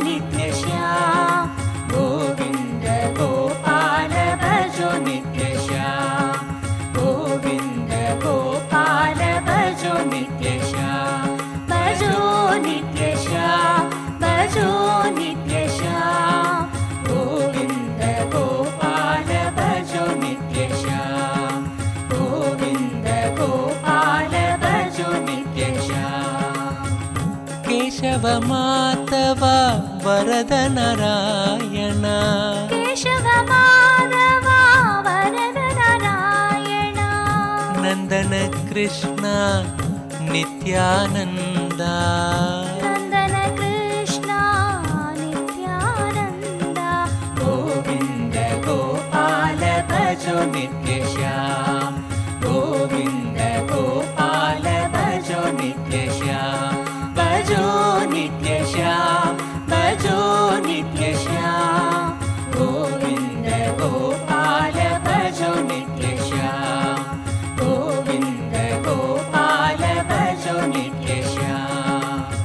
Giridhari बाला वासुदेव बाला गिरिधारी बाला वासुदेव बाला जय जय गोपाला नित्यानंदा जय जय गोपाला नित्यानंदा गोविंद गोपाल भजो नित्य श्याम गोविंद गोपाल भजो नित्य श्याम भजो नित्य श्याम भजो नित्य श्याम गोविंद गोपाल भजो नित्य श्याम गोविंद गोपाल भजो नित्य श्याम अच्युत केशव हरिनारायण अच्युत केशव हरिनारायण मुरली मनोहर नित्यानंद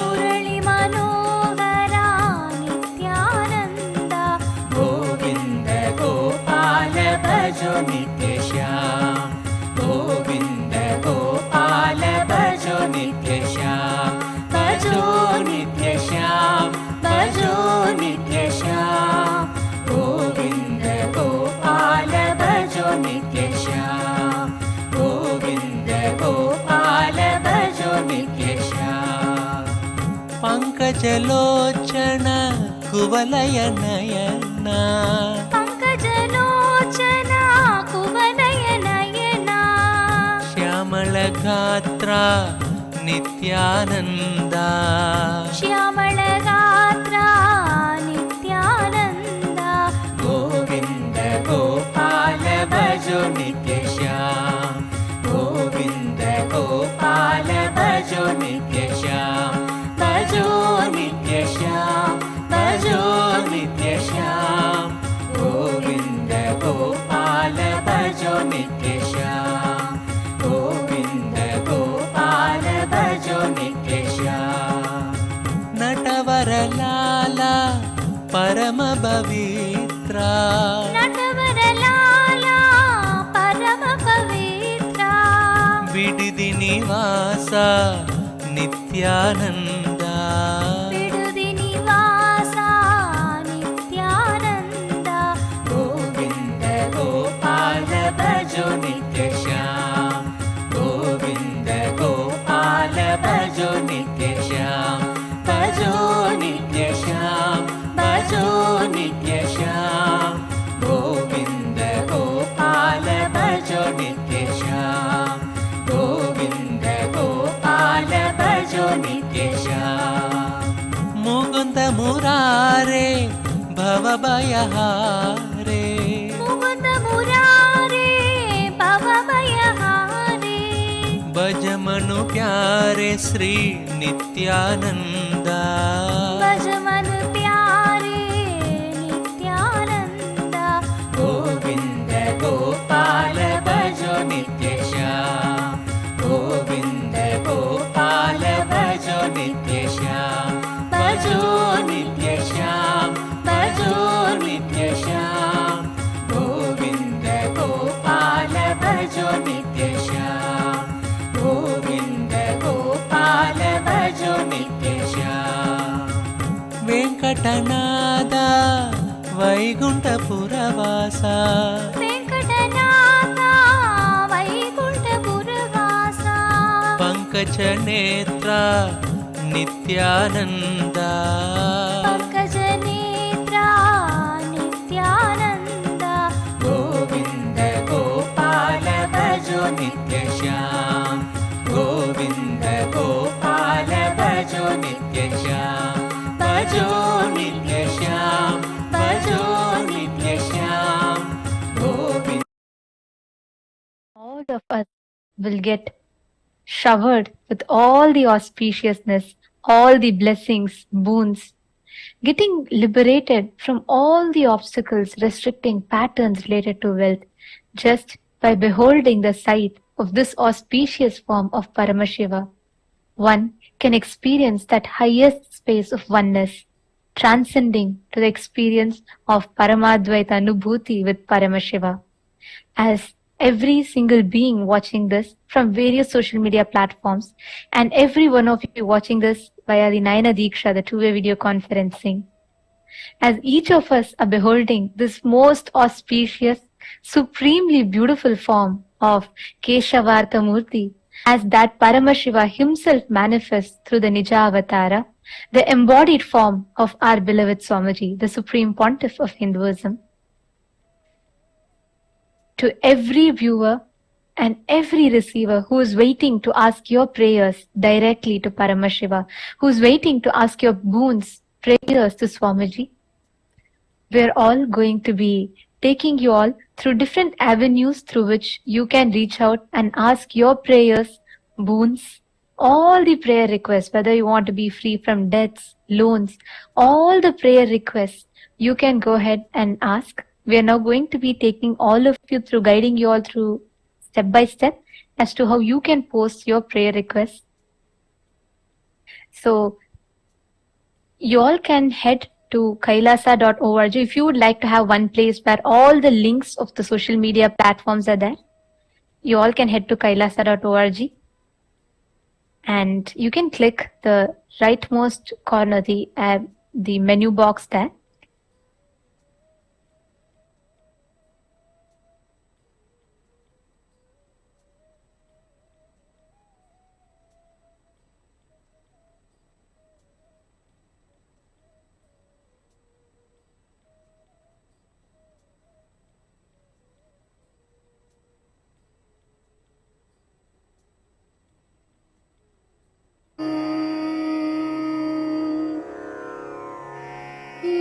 नित्यनामम् मधुरम्. Now, for each of Govind अच्युतं नित्यकेशवं कृष्णवासुदेवं भजं श्रीधरं सद्गुरुं नित्यनायकं Kailasa's SPH Nityananda, the YouTube channel. And once you head there, you will see our official YouTube channel as we project to you all, as we show to you all. You can also see the link that is projected to you on the slide that all of you are seeing. Please visit youtube.com/@Nityananda TV. The link is also available to all of you. Our support this team will be posting it for all of you in your chats now. Take a moment. Go to the topmost video in the channel. If you're not yet following the channel, please make sure you subscribe to the channel and hit the bell icon.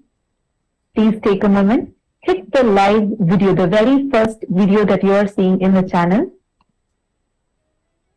Once you click on the live video, you can go and join the community. Click the join button.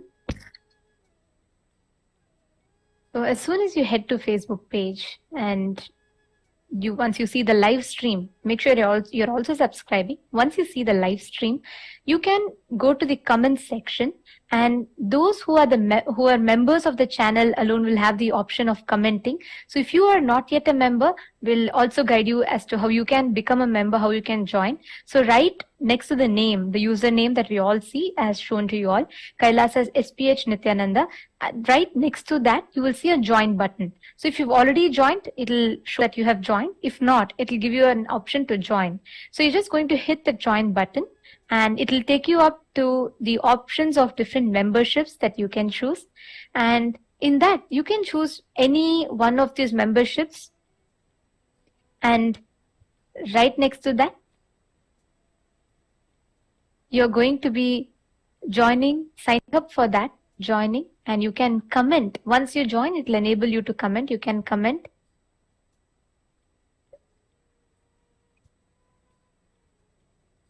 Now, the next platform that all of us will be having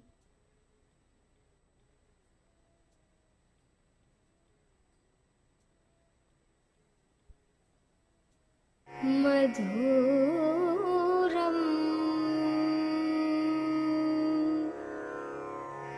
नित्यनामम्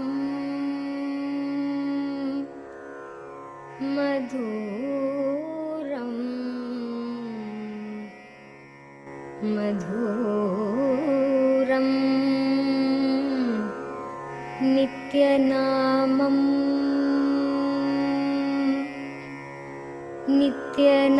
नित्यनामम् मधुरम् नित्यनामम्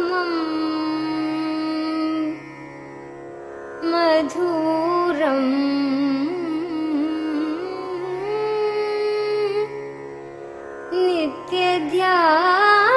नित्यध्यानम् मधुरम्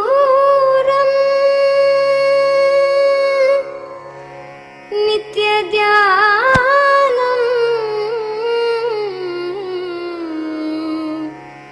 मधुरम् नित्यनामम् मधुरम् नित्यनामम् मधुरम् नित्यनामम्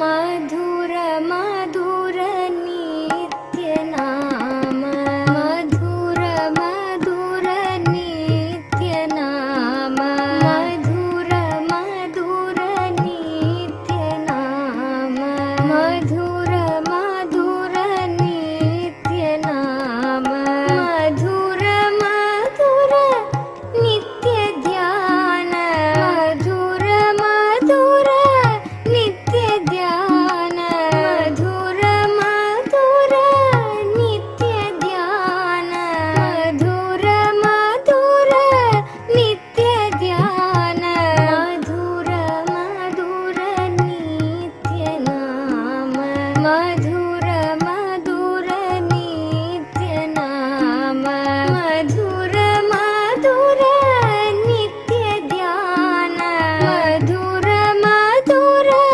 नित्यध्यान मधुर मधुर नित्यगीत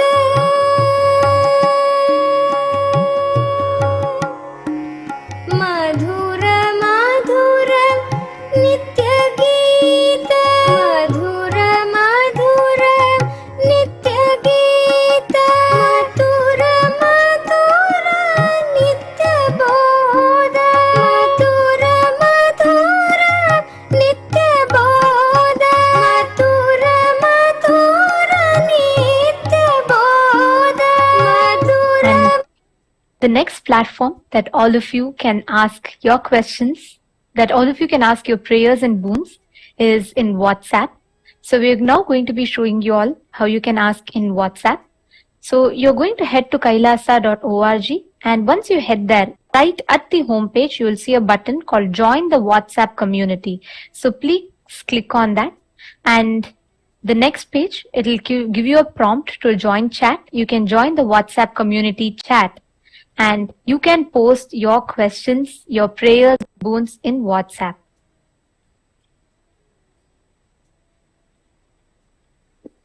Next, please head to Twitter. Once you've finished going to WhatsApp, please head to Twitter.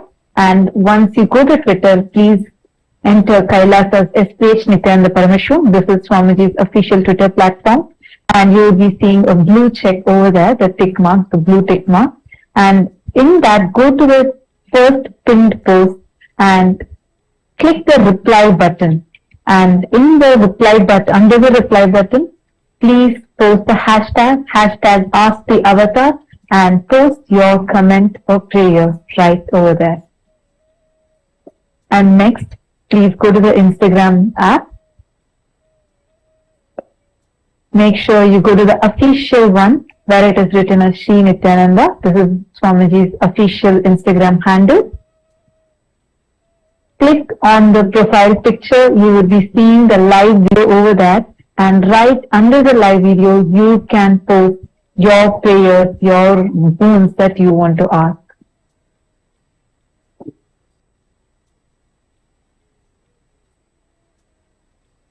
And you can head to the Instagram handle, and in the live itself, you can post the comment as your prayers and boons. And all of you can post all your prayers, blessings, requests, everything directly in each of these platforms. You all can post in all of these platforms, and just these prayers falling in the eyes of Swamiji as Keshavartha Murti itself infuses you with all the energy, auspiciousness, and answers your prayers.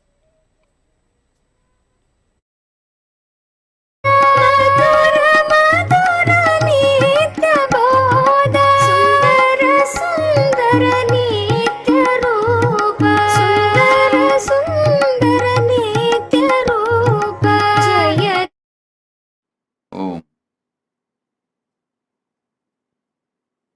Om.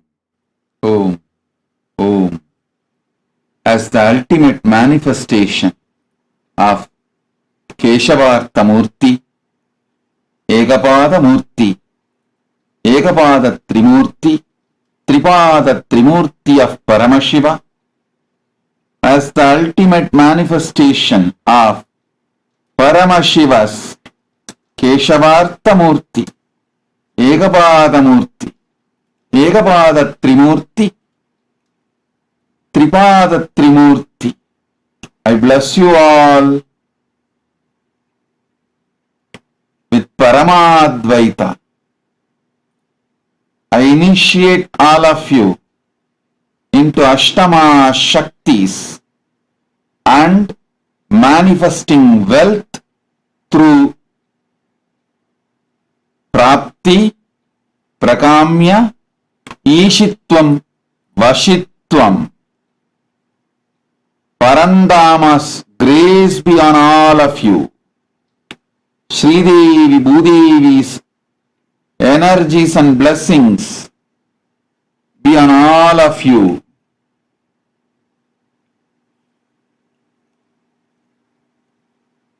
Let you all manifest Ashtamaha Shaktis, wealth, success, abundance, enlightenment. Om.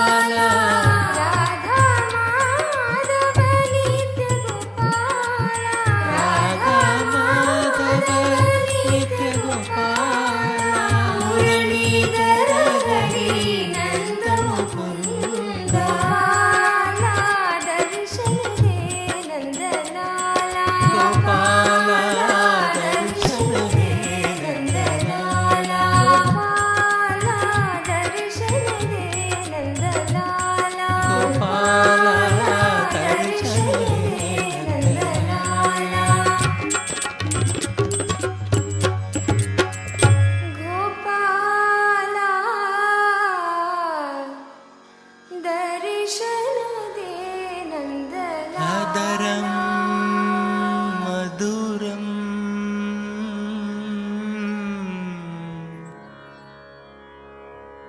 वदनं मधुरम्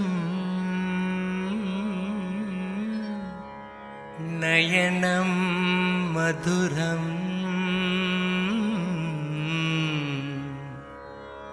हसितं मधुरम्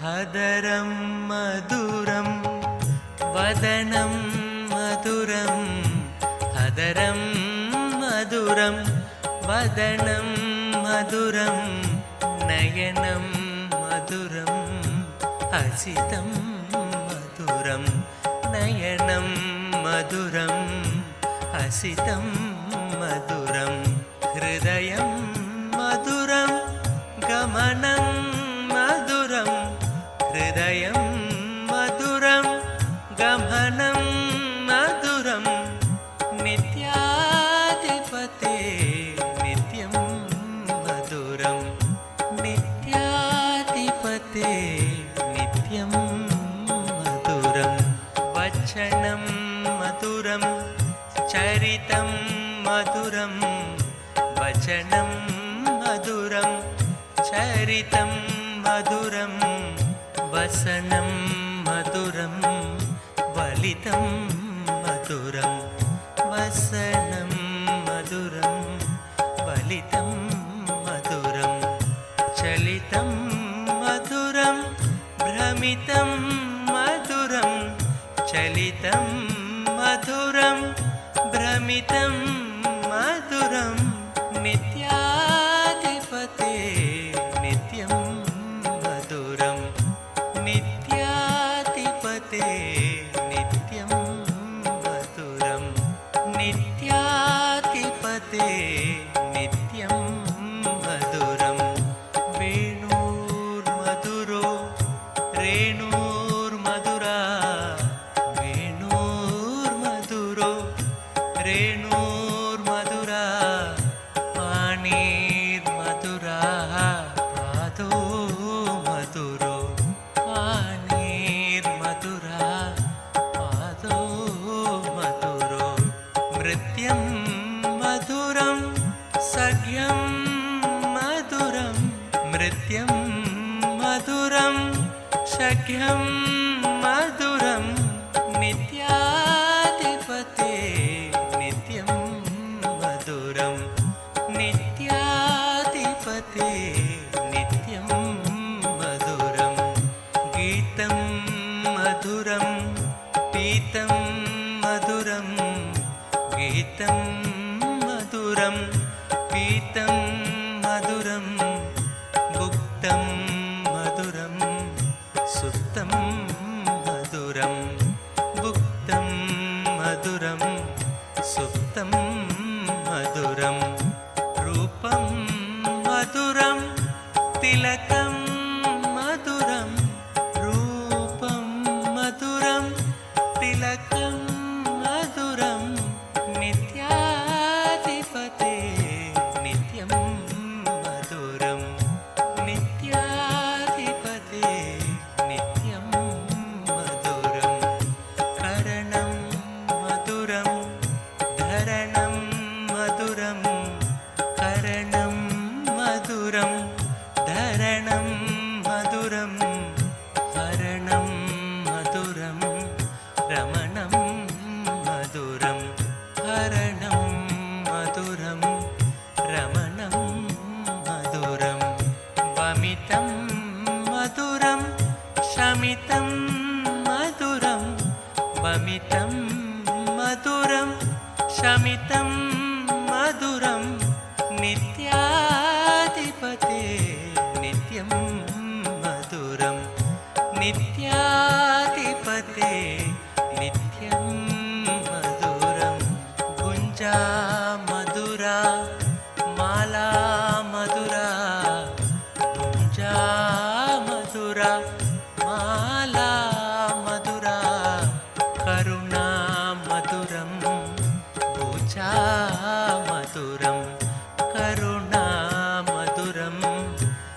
वाचा मधुरं पीतं मधुरं भिडिति मधुरं पीतं मधुरं भिडिति मधुरं नित्याधिपते नित्यं मधुरं नित्याधिपते नित्यं मधुरं वृन्तं मधुरं लीला मधुरं वृन्तं मधुरं लीला मधुरं युक्तं मधुरं मुक्तं मधुरं युक्तं मधुरं मुक्तं मधुरं हृष्टं मधुरं मिष्टं मधुरं हृष्टं मधुरं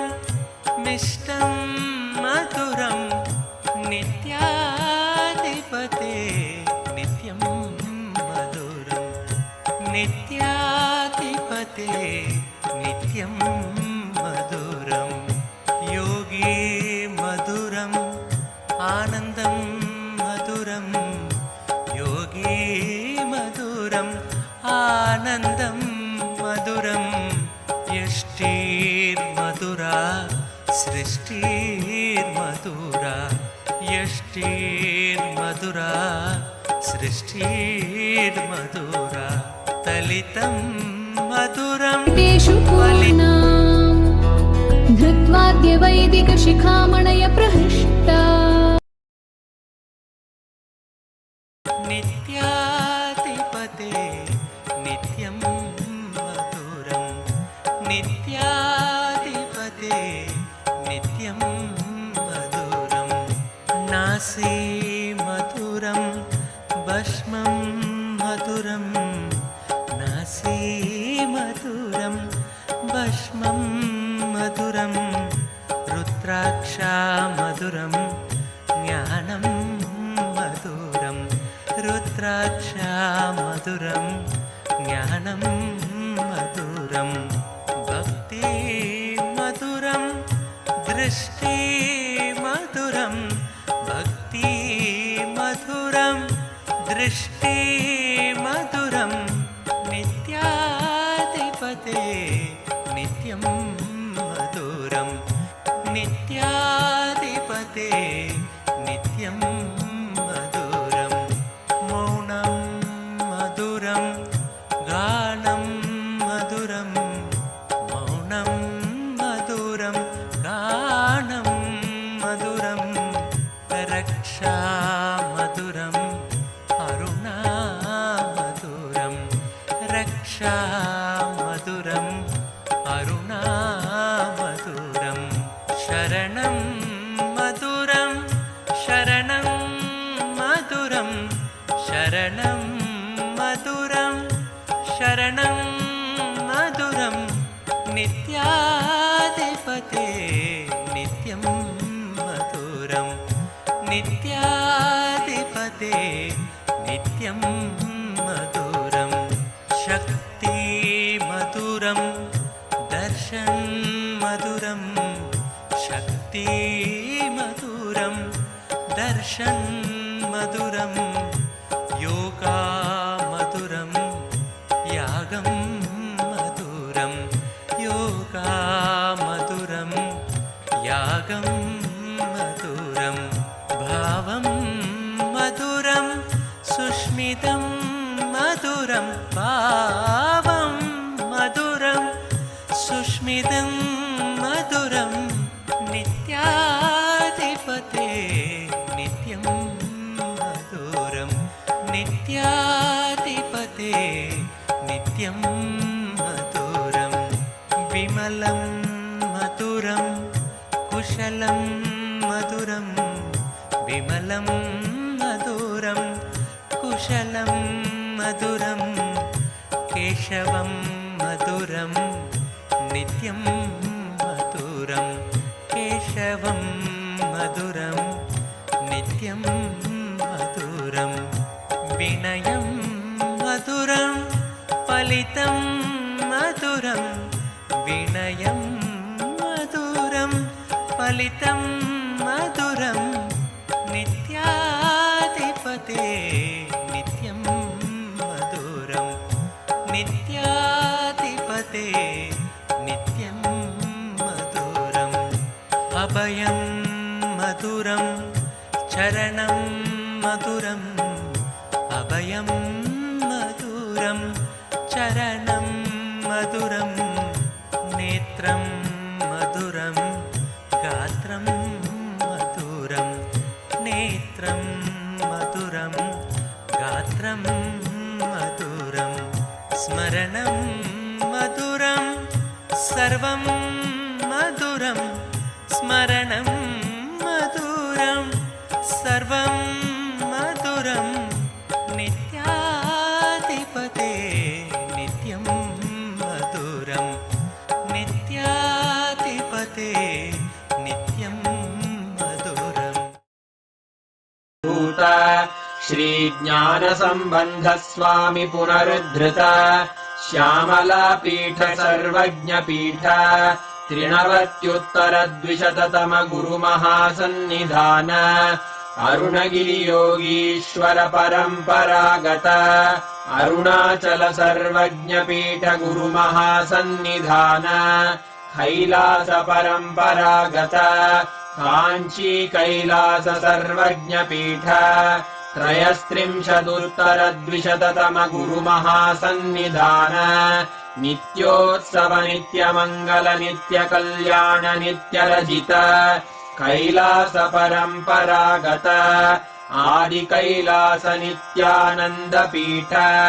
महासंस्थान महासिंहासन पीठकर्तः साक्षात् श्री परमशिव समुद्भूत कैलास परम्परागत वैवस्वतमनु इक्ष्वाकु हरिश्चन्द्र भगीरथ श्रीरामचन्द्र शूरसेन इत्यादि अनवच्छिन्न सार्वभौम चक्रवर्ति परम्परागत चतुष्षष्टि योगिनी मण्डित चतुष्षष्टि सम्प्रदाय प्रवर्तक मनुधर्मशासन सूर्यवंश प्राप्त सर्वज्ञपीठ सुराङ्गि साम्राज्य मूर्धाभिषिक्त चूडामणे साक्षात् श्री परमशिव समुद्भूत कपिल महागुरु पुनरुद्धृत महानिर्वाणिपीठ अष्टोत्तर सहस्र Shri महामण्डलेश्वर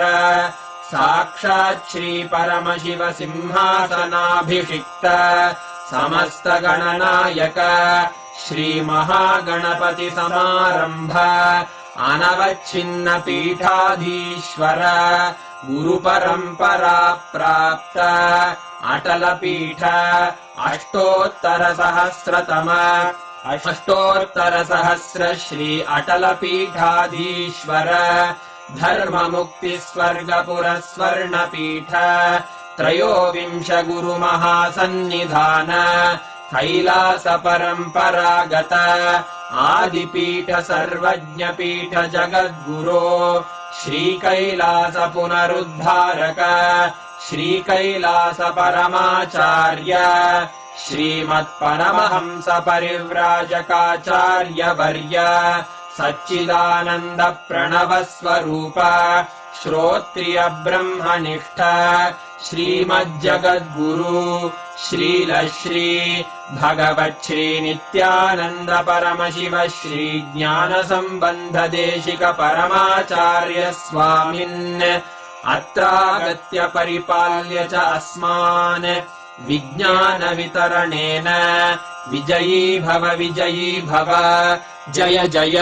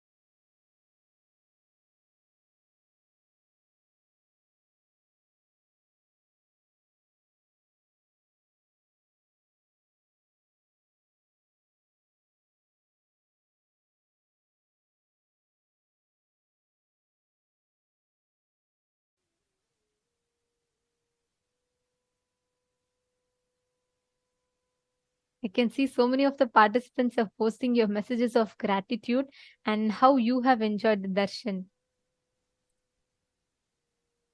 And Maharan Gomez is posted, it has helped me heal completely. So great. And Kuldeep Patri has posted, thank you so much. Very beautiful and divine darshan, Manina Kumar. Yes, absolutely. Just to have the darshan of this form itself is so beautiful. And Mahamadeva, that's posted. Wow, wow, wow. It's so amazing. Yes, absolutely. That's just so beautiful form. Ma Madeline is posted, I'm feeling so blessed. Swamiji is so compassionate. We are so incredibly fortunate. I know, and I can see in all our messages, you all are like, it's just so amazing. I'm not sure if I'm doing even justice in reading out all of your messages because the darshan was too wonderful to even describe. Wow. And Elizabeth Silva has posted, gratitude, gratitude, Bhagavan. You are unconditional love. You are peace. You are God. You are eternal. Gratitude for your love for humanity. Gratitude for your response to me. And I'm so happy. Swamiji making himself available to each of us. And just imagine there are each time Swamiji is coming back with more and more ways that we can reach out to Swamiji, and be it answering our boons, prayers, giving, and we are now receiving live transcripts of all the responses for us. Like Swamiji is going to the best possible extent to give us the experience, to make himself available to us. That's the most beautiful thing.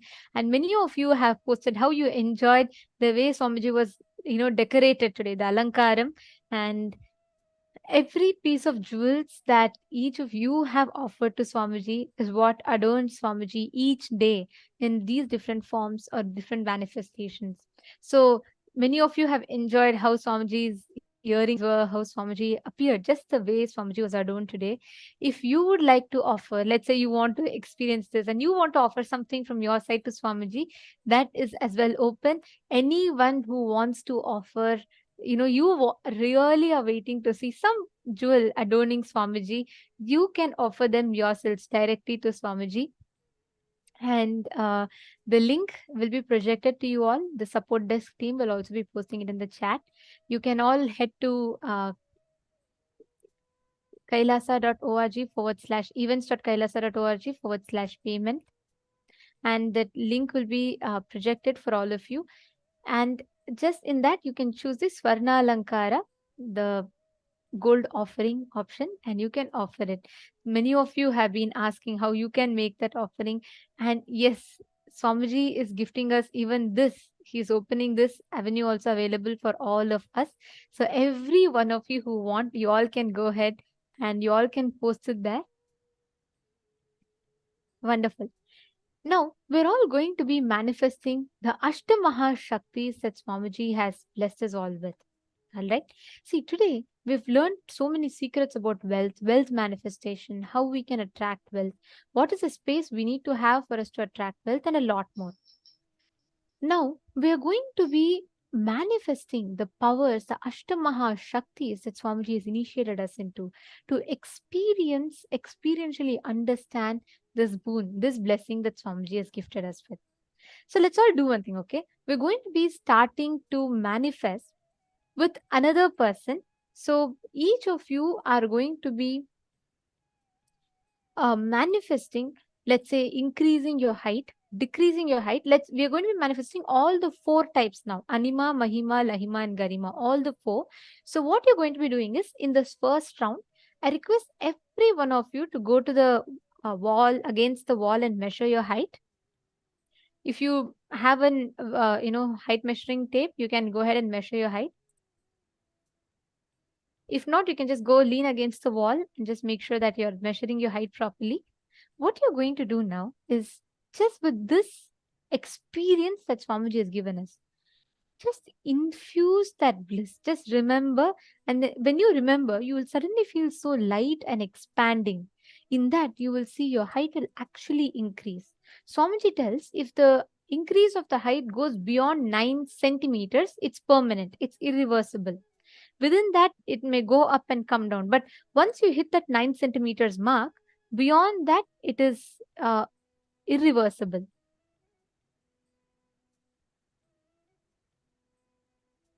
Yes. Okay. Now I request all the participants to please head to your respective walls, or if you have height measuring scales, you can go to that. And you're going to be measuring your height against the wall. Just connect to Swamiji. Visualize Swamiji, and literally in that same space, you will be able to infuse that bliss, and you will physically see your body is expanding. Let us all start the manifestation.